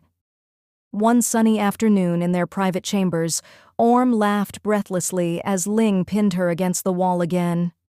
"Ling, it's too much. I can barely walk some days. We have to wait until night at least." Ling smirked, already sliding her hand under Orm's skirt. "I waited a whole month for you. I'm making up for lost time, my love." One peaceful evening, after another passionate encounter, Orm lay curled against Ling's chest and broached a new topic that had been on her mind. "I want us to adopt a child," she said softly, tracing patterns on Ling's skin. "There are so many orphans in the kingdom after the border raids and hard times. We could give one a real home, a loving family, and a bright future." Ling stiffened slightly beneath her. "Orm, it's too early. We are still newlyweds in many ways. We should enjoy this time together, just the two of us, before bringing a child into our lives. There is plenty of time for that later." Orm was disappointed, but didn't push immediately. She sought advice from her mother and brother the next day while walking in the garden. Koi smiled knowingly. "If you want something from Ling, sometimes you must use the power you have over her. Withhold what she wants most, you. Tell her you won't sleep with her until she agrees. She loves you too much to last long." Nop grinned. "It's a good plan, sis. She's absolutely crazy about you. She won't be able to hold out for more than a few days. That night, when Ling reached for her with hungry hands, Orm gently pushed her hand away. "I want us to adopt," Orm said firmly. "Until you agree, I won't sleep with you. No touching, no kissing, nothing." Ling's eyes widened in shock. "Orm, you can't be serious. You know how much I need you." "I am completely serious." The next few days were absolute torture for Ling. She became restless and distracted in meetings, short-tempered with advisors, and increasingly desperate at home. She tried everything: sweet words, lavish gifts, surprise touches in corridors. But Orm held firm, though it was clearly difficult for her too. On the fourth night, Ling finally broke. She entered their chambers, pulled Orm into her arms, and kissed her deeply. "Fine. You win. We will adopt. We will choose a child from all the kingdom, the one who needs us most. Now please, get on your knees. I'm going crazy without you." Orm smiled triumphantly, her eyes sparkling with satisfaction. She slowly sank to her knees in front of Ling, her hands sliding up Ling's thighs and pushing the fabric of her gown higher. "As you wish, my queen," she murmured, voice low and teasing. Ling's breath hitched as Orm's fingers worked the ties of her undergarments. Orm looked up at her with a mix of love and mischief, then leaned in, pressing soft kisses along Ling's inner thighs before taking her into her mouth. She started slow and teasing, tongue swirling gently around the sensitive clit, then took more of her in, sucking with increasing pressure. Ling's hand tangled in Orm's hair, a low groan escaping her lips. "Gods, Orm!" Ling breathed, hips twitching. "You're going to kill me!" Orm hummed around her, the vibration sending shivers through Ling. She licks hungrily, working her mouth expertly and occasionally pulling back to lick and kiss her thighs before swallowing her again. Ling's moans grew louder, her grip tightening in Orm's hair as pleasure built rapidly. Orm looked up at her, eyes locked with Ling's as she sucked harder, faster, determined to bring her to the edge. Ling's thighs trembled, her breathing ragged. "I'm close. Take it like a good girl," Ling gasped. Orm didn't stop. She was sucking that clit until Ling came with a broken cry, hips bucking as waves of pleasure crashed over her. Orm swallowed every drop of Ling's wetness until Ling was shaking and spent. When it was over, Orm pulled back, wiping her lips with the back of her hand and smiling up at her wife. "Better?" Ling pulled her up into a deep kiss, tasting herself on Orm's tongue. "Much better. Thank you, my love." The proclamation did not simply spread, it surged. Within a day, every corner of the kingdom seemed to know. From the bustling markets of the capital to the smallest farming villages tucked between hills, the message traveled on horseback, by word of mouth, and through the steady rhythm of town criers repeating it until it settled into memory. The queen and her wife would adopt a child. Any family with a child between the ages of 0 and 2 could come to the palace and present their case. No rank required, no wealth demanded, only honesty. By sunrise, the palace gates were already crowded. By mid-morning, the line stretched beyond the courtyard, curling along the outer walls and spilling into the streets beyond. Guards stood at attention, maintaining order, but there was little chaos. The weight of the day pressed too heavily on everyone present for that. Mothers held infants close, adjusting blankets, pressing soft kisses to tiny foreheads as if memorizing them. Fathers stood nearby, some rigid with pride, others visibly worn by exhaustion.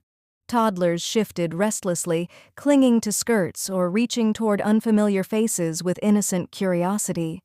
There were whispered conversations everywhere, quiet reassurances, half-formed prayers, hope, trembling and fragile, woven tightly with grief. Inside the throne room, the transformation was unmistakable. Gone was the cold austerity that had defined it for generations. The marble floors had been softened with thick woven rugs. The echo that usually lingered in the chamber had been dulled into something gentler, more intimate. Where once the throne stood as an untouchable symbol of power, a long, low table had been placed before it instead. Not above, not distant, but close enough for conversation. Small cushions had been arranged nearby, and toys had been placed within reach: carefully carved wooden animals, painted blocks, and cloth dolls stitched with simple smiles. A cradle stood to the side, empty but deliberate. A quiet promise. Ling and Orm sat side by side at the table, not as queen and subject, but as partners. Orm's pale blue dress fell softly around her, simple but elegant, chosen carefully. She did not want to appear distant or intimidating. She wanted the families to look at her and feel seen, not judged. Her hands rested lightly on the table, though every so often her fingers curled slightly, betraying the emotions she was trying to contain. Beside her, Ling wore deep green. The crown upon her head caught the morning light, reminding everyone in the room of who she was. Queen, and yet, her posture was not rigid, not distant. There was strength in her presence, yes, but also something warmer, something quieter. Beneath the table, her hand found Orm's. Their fingers intertwined instinctively. Behind them stood Orm's family. Koi had insisted on being present from the very beginning. "I raised you," she had said simply when Orm hesitated. "I'll stand with you when you choose to raise someone else." Now she stood just behind Orm's shoulder, her hands clasped tightly together, her eyes moving constantly between each family that entered. Ming stood beside her, calm as always, his steady presence grounding the space around him. Nop leaned against one of the pillars, arms crossed, watching everything with a mixture of curiosity and disbelief. "This is half the kingdom," he muttered under his breath. Koi didn't look at him. "They came because they have no other choice," she said quietly. Nop didn't respond. The first family was called forward. They approached slowly, almost cautiously, as if afraid that moving too quickly might somehow cost them their chance. The mother held a small baby wrapped in a worn but carefully washed blanket. The father walked beside her, his posture protective, though his eyes betrayed exhaustion. They bowed deeply. "Your Majesty, Your Highness." Orm leaned forward slightly, her voice gentle. "You may speak freely." The mother swallowed, tightening her hold on the baby before speaking. "We love our son more than anything," she said, her voice trembling despite her effort to remain steady. "But we have 5 other children. The harvest failed this year. The land, it isn't giving us enough anymore." The father picked up where she faltered. "We've sold what we could," he said quietly. "Tools, livestock, anything that might help us get through the winter. But it's not enough." He glanced down at the baby. "This is Theo." The baby stirred slightly at the sound of his name, his tiny face peeking out from the blanket. "He smiles when the sun touches him," the mother added quickly, as though afraid she might not get another chance to speak. "And he laughs at birds." Orm's breath caught. For a moment, the throne room faded. She saw her own home instead, the worn wooden table, the quiet worry in her mother's eyes, the way her father would count coins late into the night, thinking no one noticed. "We can't keep going like this." Her fingers tightened under the table. Ling felt it immediately. Her hand closed around Orm's, steady and reassuring. "We will consider every child," Ling said calmly. "You have done something very difficult by coming here. Thank you for trusting us with your story." The couple bowed again, tears in their eyes before stepping aside. Orm watched them go longer than necessary. Behind her, Koi lifted a hand to her mouth, quietly wiping away tears. The next family stepped forward, then another, and another. The stories did not grow easier to hear. A woman brought twins, 2 small girls wrapped in identical blankets, their faces nearly indistinguishable from one another. She held one while the other rested in her husband's arms. "We cannot care for both," she admitted, her voice breaking. "We thought maybe you would take one." Orm's heart clenched painfully. "Which one?" she asked gently. The woman froze. Her gaze shifted between the 2 children, panic rising in her expression. I don't know," she whispered. The silence that followed was unbearable. Ling's voice, when it came, was steady. "We will not separate siblings." The woman nodded quickly, tears spilling over. I understand. They stepped away, holding both children tighter than before. Orm swallowed hard, her chest aching. Another father came forward alone. He held a baby girl against his chest, her small hand gripping the fabric of his shirt. My wife died giving birth, he said simply. I work the fields from sunrise to sunset. I leave her with neighbors when I can, but... His voice faltered. She deserves more than being passed from house to house. Orm leaned forward, gently brushing her fingers against the baby's hand. She's beautiful, she said softly. The man nodded, unable to speak. Hours passed. The line did not seem to shorten. If anything, it grew. Some tried to bend the rules. A woman insisted her child was younger than she clearly was. A man argued quietly with a guard before being allowed to speak anyway. Ling handled each situation with calm authority. We will only consider children within the stated age. Orm softened each refusal. Thank you for coming. Behind them, Nop leaned slightly toward Ming. She doesn't even need to raise her voice, he murmured, still terrifying. Ming allowed himself a small smile. That's what power looks like. The sun climbed higher, its light shifting across the stained glass windows. Fatigue began to settle into the room, but neither Ling nor Orm rushed. They listened to every story, every voice, every plea. When Mira stepped forward, the room changed. She was alone. No parent beside her, no partner. Her hands rested protectively over her swollen belly as she approached. I am 17, she said. Her voice was soft, but steady. The father left when he learned I was pregnant. My parents, they turned me away. The room fell silent. I have nothing, she continued. No home, no support, but she is strong. I feel her every day. Orm stood immediately. She didn't hesitate. She walked toward Mira and gently took her hand. You're very brave, she said. Mira's composure broke. I call her my little hope, she whispered, tears slipping down her cheeks. Ling rose from her seat. Her presence alone quieted the room further. If we take her, Ling said carefully, it will not be to erase you. It will be to honor what you are giving her. Mira let out a soft, broken sob. I just want her to be loved. Orm's voice was soft but unwavering. She will be, Ling nodded. We will adopt your daughter. The words settled into the room like something sacred. Behind them, Koi began to cry openly. Ming placed a steady hand on her shoulder. Nop looked away, blinking hard. Orm pulled Mira into a gentle embrace. I promise, she whispered. The palace felt different that evening, not louder, not brighter, just fuller. As the last families were escorted out and the throne room doors finally closed, silence settled in a way that felt almost unreal. It was the kind of silence that followed overwhelming emotion, the kind where the body had not yet caught up with what the heart had endured. Orm remained seated for a moment longer than necessary. Her hands rested on the table, still faintly trembling. Beside her, Ling did not speak immediately.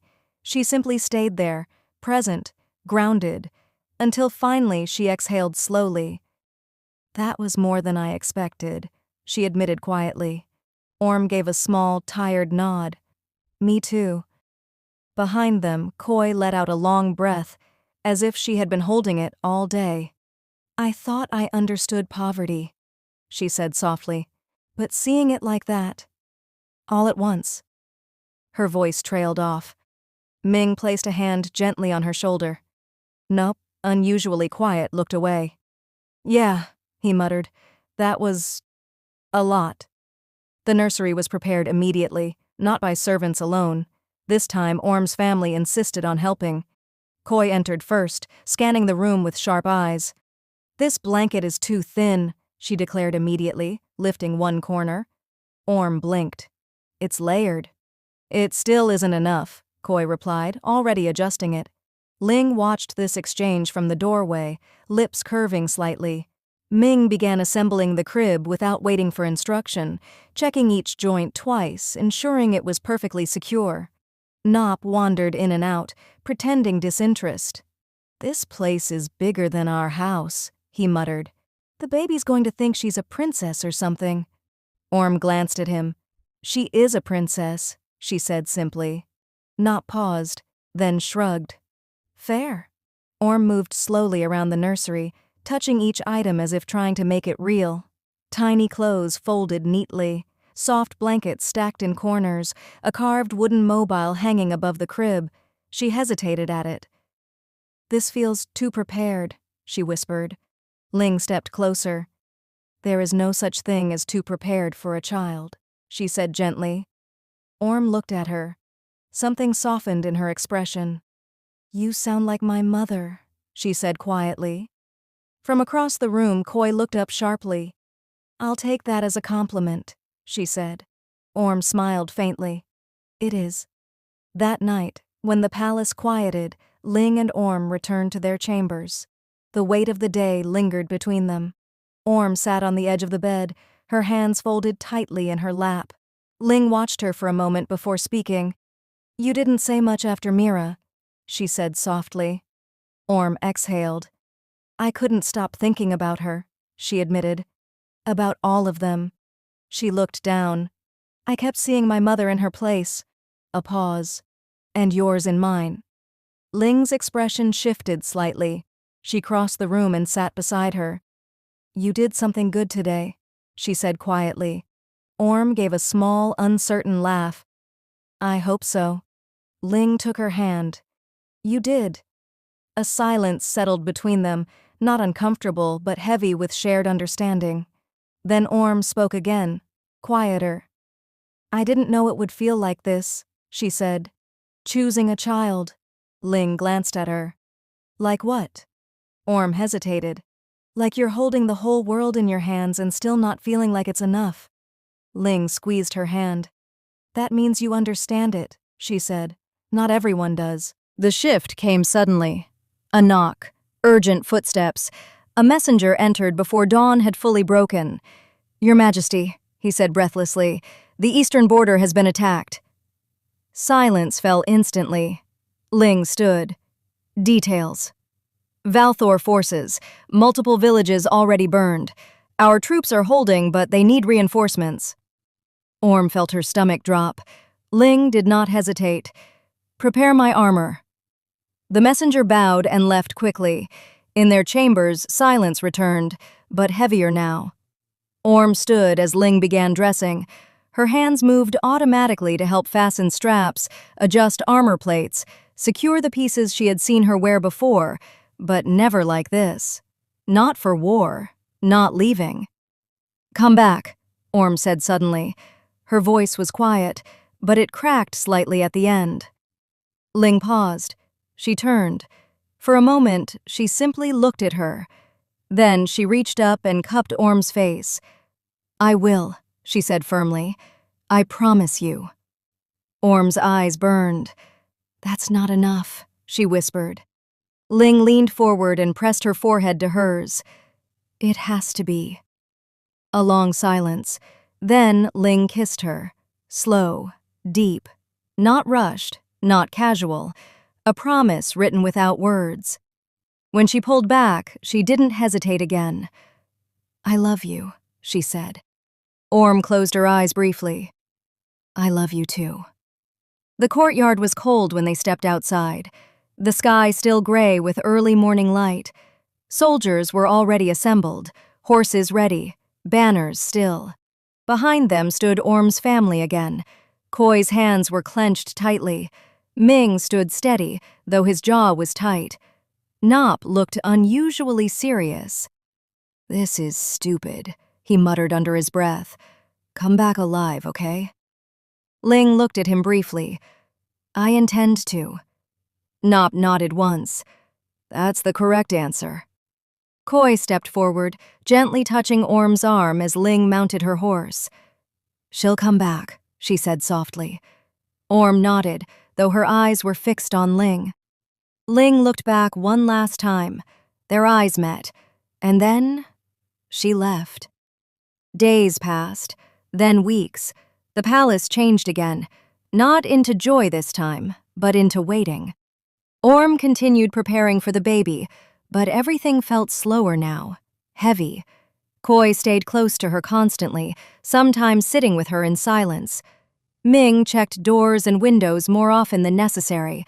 Nop tried to distract her with small jokes, but even he stopped when she didn't respond. "She's going to come back," he said one evening, more firmly than usual. Orm didn't look up. "She promised," she said quietly. And that was the only thing keeping her steady. One morning, the palace was woken not by war reports, but by new life. Mira had given birth. A baby girl. Orm was brought to the nursery immediately. The child was small, warm, alive. Orm held her carefully, her hands trembling slightly as she adjusted her grip, just as Koi had taught her. "She's so small," Orm whispered. Koi stood behind her. "All babies are," she said softly. "You'll learn." Orm looked down at the child. A strange calm settled over her. "What should we call her?" she asked. Koi glanced at her.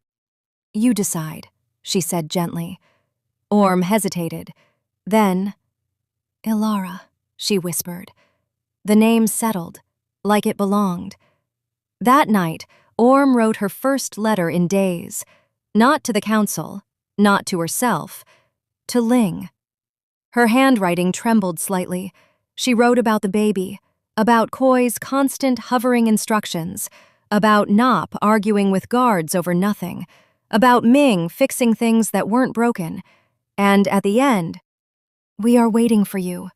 Ling's absence, Orm's grief, letters stopping, and the final collapse. The palace did not feel empty after Ling left. It felt suspended, as if the entire kingdom was holding its breath and refusing to exhale. Orm felt it most at night, when the corridors grew quiet, when Ilara finally slept, when there were no footsteps beside her, no voice calling her name, no familiar presence filling the space beside her in bed. Koi noticed it first. "She's not sleeping," she said one morning to Ming. Ming looked at Orm across the breakfast table. "She is," he said quietly, "just not deeply." Nop snorted. "That's one way to put it." But even he didn't joke as often anymore. At first, the letters came regularly, delivered by royal messengers, sealed with Ling's mark. Orm would open each one carefully, as if afraid something inside might break. The words were always steady, always strong. "I am well. The Eastern Front holds. I miss you." Orm read them again and again, memorizing every line. She would sit beside Ilara's cradle while doing so, sometimes reading them aloud without realizing it. Koi would sit with her quietly. "Eat something," she would say sometimes. Orm would nod and forget. As weeks passed, the letters changed, shorter, more spaced apart, still strong but less detailed. "We are holding. Do not worry. I will return." Orm began to notice what wasn't written. The small details were gone. No mentions of weather, no mentions of soldiers, no mention of longing, just distance.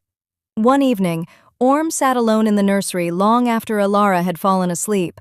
Koi entered quietly. "She's gone quiet," Koi said softly. Orm didn't look up. "I know." A pause, then, "I think something is wrong." Koi sat beside her immediately.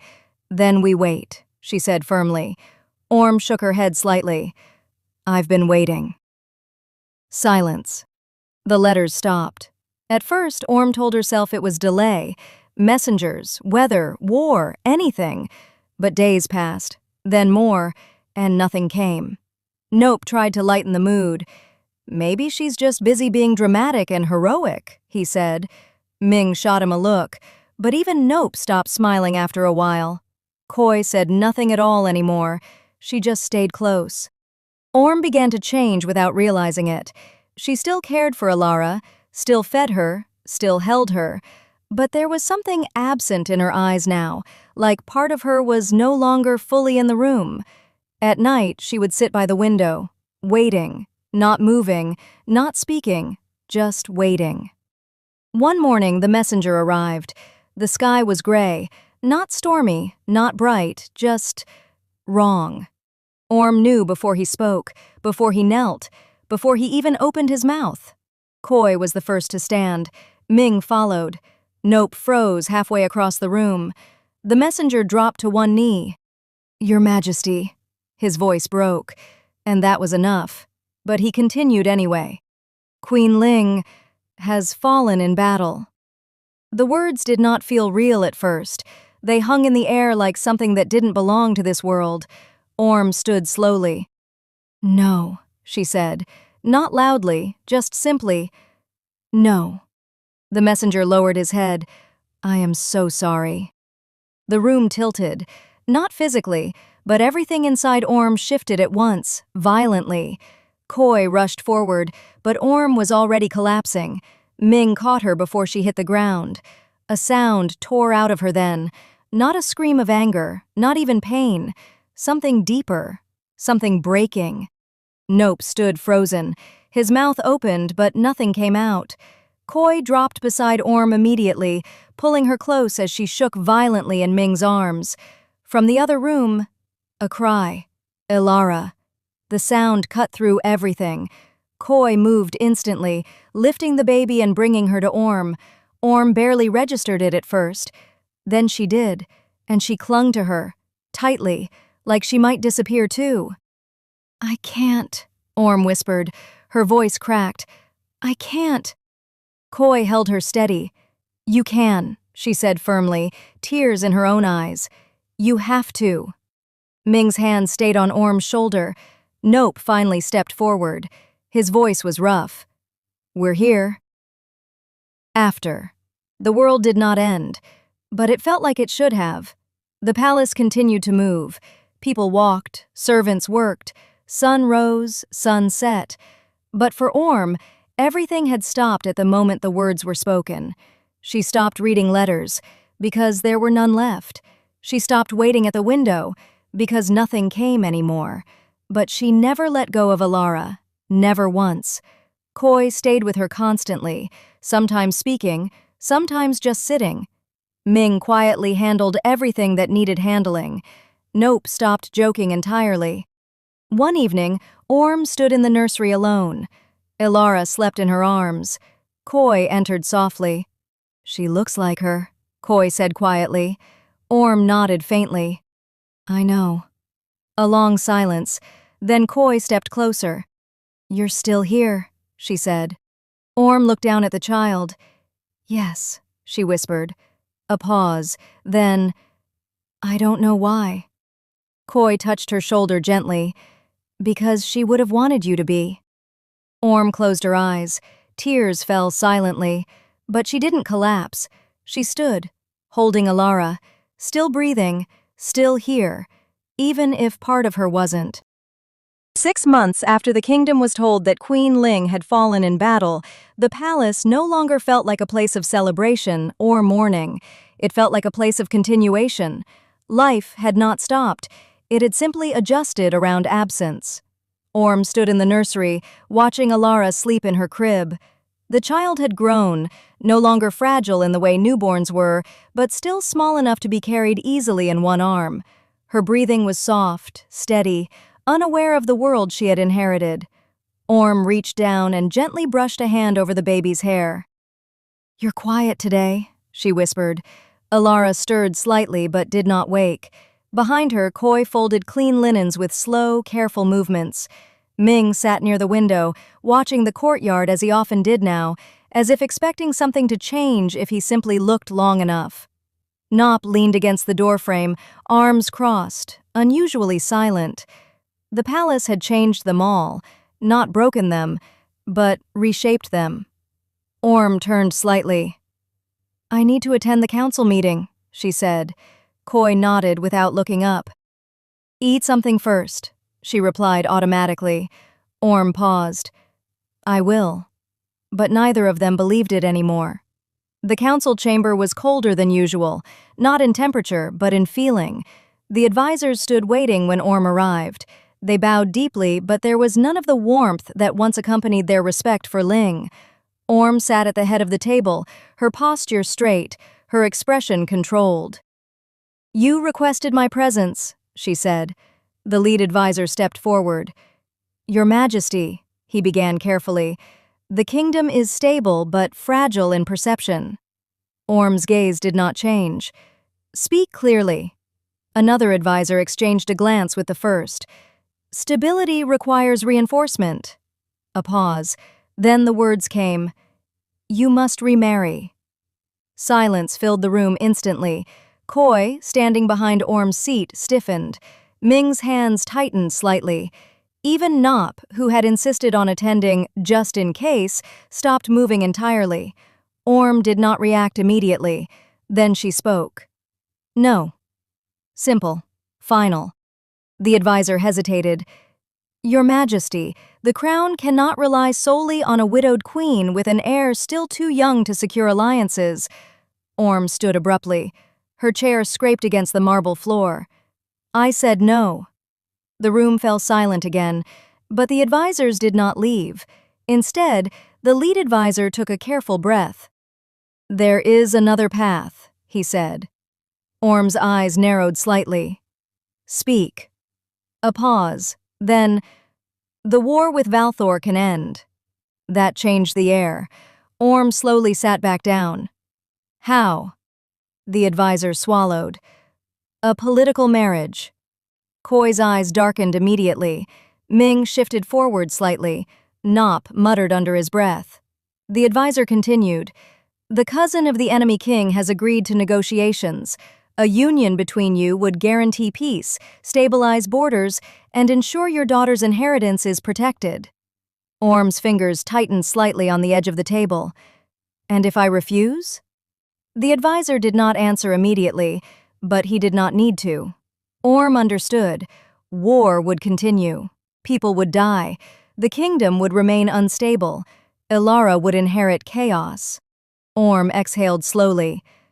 "Bring him." The man arrived 3 days later, polished, well-dressed, confident in a way that felt rehearsed. He bowed deeply before her. "My queen," he said smoothly. Orm did not return the smile. They negotiated in the council chamber for hours. The conditions were simple at first. Peace, borders, stability. But Orm added her own condition without hesitation. "I will not share a bedroom with you," she said. The man blinked. "That is unusual. It is not negotiable." Silence. The advisors looked uneasy, but the man studied her for a moment, then smiled slightly. "As you wish." And just like that, it was agreed. The wedding was set within weeks, too quickly for mourning, too quickly for reflection, but the kingdom approved. Peace always came with a price. Orm did not smile when the announcement was made. Koi confronted her that night. "You don't have to do this," she said firmly.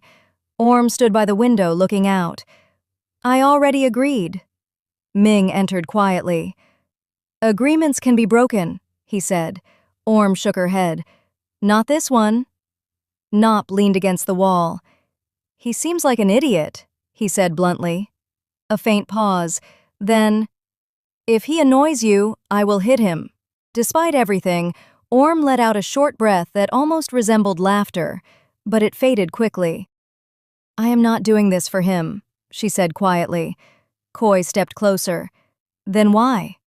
Orm did not answer immediately. Her voice came softer. "For Ilara." That night, she sat in Ling's chambers. The bed remained unchanged, untouched, waiting for someone who would never return. Orm traced her fingers along the edge of the table slowly, as if trying to remember what it had felt like when life had been different, when love had been simple, when it had not hurt like this. She closed her eyes and stayed there until morning. The days leading up to the wedding passed in a strange stillness, not peace, not chaos, something in between, like the kingdom was holding its breath, waiting to see what kind of future would finally settle into place. Orm moved through it like a figure carved from routine. She attended meetings, signed decrees, listened to reports about border stability and grain storage and patrol rotations. She answered when spoken to. She nodded when expected, but there was always a delay between question and response, as if her thoughts had to travel a great distance to reach her voice. At night, she returned to the nursery. Alara slept more deeply now, growing heavier in her arms, warmer, more present. Koi would sometimes find Orm sitting on the floor beside the crib long after everyone else had gone to sleep. "You should rest in your bed," Koi would say gently. Orm would nod, but not move. Ming became more direct as the wedding approached. One evening, as Orm sat at the council table reviewing documents, he placed a cup of tea in front of her. "You're doing this like a punishment," he said quietly. Orm did not look up. "I'm doing this like a necessity." Ming sat across from her. Necessities can still be questioned. Orm finally looked at him. Her eyes were tired. "Not this one." A pause. Then Nop, leaning against a pillar nearby, spoke without looking at either of them. "He smiles too much," he said. Orm's gaze flicked briefly toward him. "That is not a crime." Nop shrugged. "It is when it feels fake." Silence returned. The groom visited the palace twice before the ceremony. Each time he brought gifts. Each time Orm accepted them without reaction. Each time Koi watched him like a hawk. Ming spoke to him once. Nop refused entirely, and Alara cried every time he came near.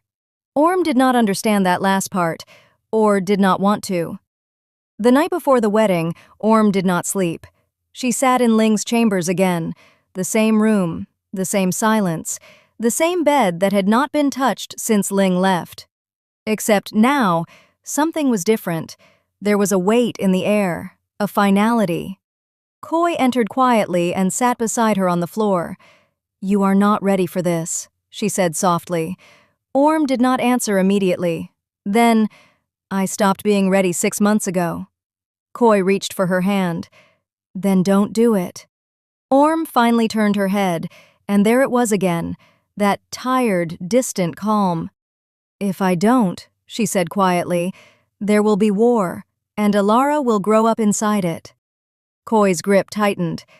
Ling would not want this. That name, it did something.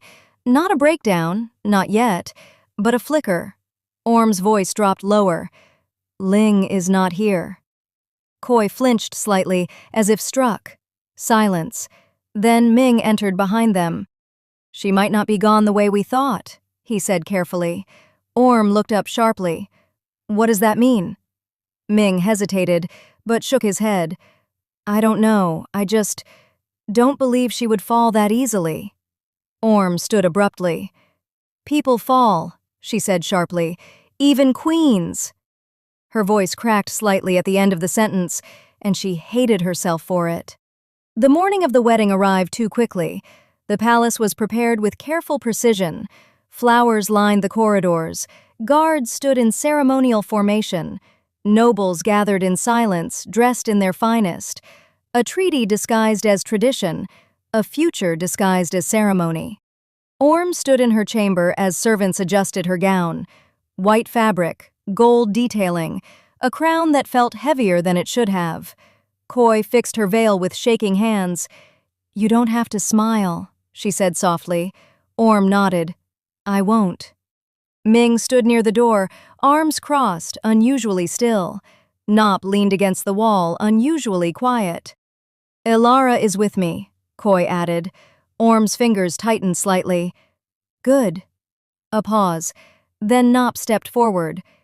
"If he says something stupid," he said, "I will deal with it." Orm gave a faint look at him. "Try not to start a war inside the wedding hall." Nop shrugged. "No promises." The grand hall was already full when she arrived. The groom stood at the altar, smiling as if nothing in the world weighed on him.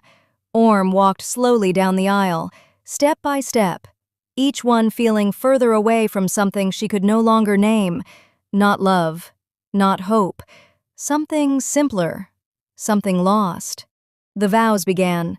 Orm's voice was steady, but distant, as if she were reading words written for someone else. The room listened, the kingdom watched, and somewhere deep inside her, Orm felt nothing at all, until the doors exploded open. The sound shattered the ceremony instantly. Guards turned, nobles gasped, the groom stepped back in confusion, and then she walked in. Armor damaged, hair loose, covered in dust and blood and something that looked like exhaustion that had lasted too long. But alive, very alive. Ling. For a second, no one moved, not even Orm. Her mind refused to accept what her eyes were seeing. Then her body betrayed her. Ling. The name came out broken, barely sound. Ling's eyes locked onto the groom immediately, and then she moved. Fast, violent. She struck him before he could react, sending him crashing into the steps of the altar. Gasps erupted, guards rushed forward, but stopped when she drew her blade. "Anyone else wants to try?" she said coldly. No one moved. Silence fell like a collapse. Orm stood frozen, her heart pounding so loudly she could not hear anything else. Then she ran. Orm didn't think. She didn't breathe properly. She didn't even feel the floor beneath her feet as she ran. There was only one thing in the world now, one shape, one presence cutting through the chaos like it had always belonged there. Ling. Alive. The moment Orm reached her, everything inside her collapsed at once. She crashed into Ling's arms so hard it nearly forced them both backward. For a second, just a second, Ling hesitated, as if she wasn't sure she was allowed to hold her back. Then her arms closed around Orm, firm, real, unshakable. Orm made a sound that wasn't quite a laugh and wasn't quite a sob. "I thought you were dead," she choked out. "I buried you in my mind. I... Her words broke apart. Ling held her tighter for a brief moment. Then she pulled back slightly. Her expression changed. Not soft, not yet. Controlled. "I was not dead," Ling said. Her voice was low, cold in a way Orm did not expect. "I was taken." Orm blinked through tears. "What?" Ling's eyes flicked briefly toward the unconscious groom on the floor, now being dragged away by panicked guards. "They knew they couldn't win the war," Ling said sharply, "so they used deception instead. They staged my death, kept me alive as leverage." Her jaw tightened. "I escaped before they finished deciding what to do with me."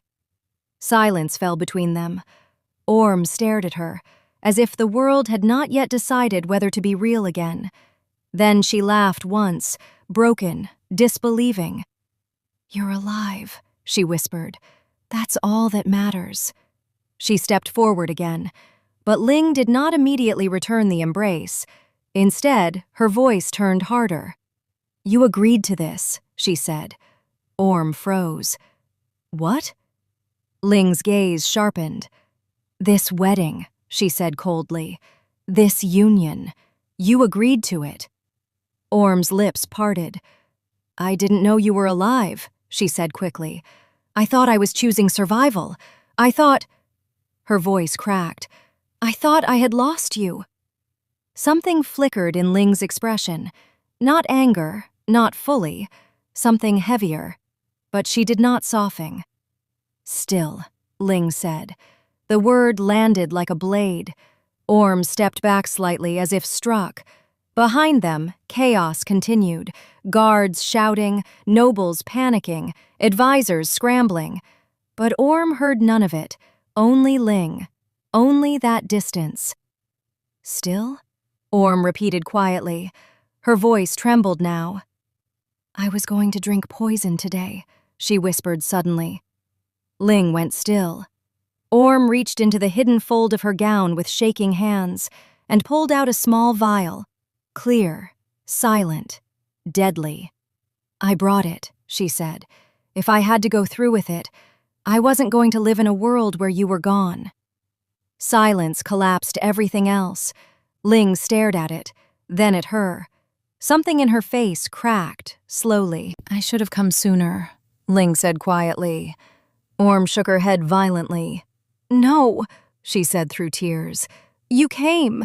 You're here. That's enough. That's—" Her voice broke completely. Ling moved then. Finally. She pulled Orm into her arms again. This time there was no hesitation, no distance, just holding, as if letting go would undo everything. And this time, Orm clung back with everything she had left. Behind them, "Mom!" A small voice, clear. Ilara. Orm turned instantly. Koi stood at the side of the hall, holding the child carefully. Ilara reached out immediately when she saw them. "Ling," Koi said softly, almost disbelieving. Ling looked at the child, then stepped forward slowly. For the first time since her return, her expression softened completely. She took Ilara carefully into her arms. The child blinked up at her, unafraid. Ling exhaled slowly. "She has grown," she said quietly. Orm smiled through tears. "She waited for you." Ling looked at her, something warmer now, something breaking through everything else. "I will not leave again," she said. Not a promise, a vow. Orm reached up and cupped Ling's face, still disbelieving she was real. "You're really here," she whispered. Ling leaned into her touch slightly. "Yes." Orm laughed softly through tears. "I hate you for scaring me like that." Ling's mouth twitched faintly. "You survived it." Orm shook her head. "I didn't." A pause. Then, "I lived badly." Ling's hand tightened around hers. "Then we fix it." Behind them, the groom was dragged fully out of the hall. The advisors had gone silent. The ceremony was forgotten. The kingdom watched its queen return from the dead and take back what had been paused in time. But none of that mattered inside the center of the hall anymore. Only them. Ling, Orm, and the child between them. Later, outside the palace, the air was cooler, quieter. Ling carried Ilara while Orm stayed close beside her, still not fully trusting distance. Koi walked behind them with quiet relief. Ming exhaled slowly. Nop muttered, "I'm never doubting her again." No one answered, but no one disagreed. Orm finally slowed. Ling turned slightly. "What is it?" she asked. Orm hesitated, then reached into her gown again. The vial. Still there. Still full. Ling's eyes followed it immediately. Orm looked at her. "I didn't use it," she said softly. Ling nodded once. "I know." A pause. Then Ling stepped closer and kissed her. Slow, grounding, not desperate this time, just real. When she pulled back, her forehead rested briefly against Orm's. "You won't need it," Ling said. Orm closed her eyes. "I know." Koi stepped forward carefully, adjusting Ilara in Ling's arms. "She's yours too," Koi said softly. Ling looked down at the child again, then at Orm. "Yes," she said simply.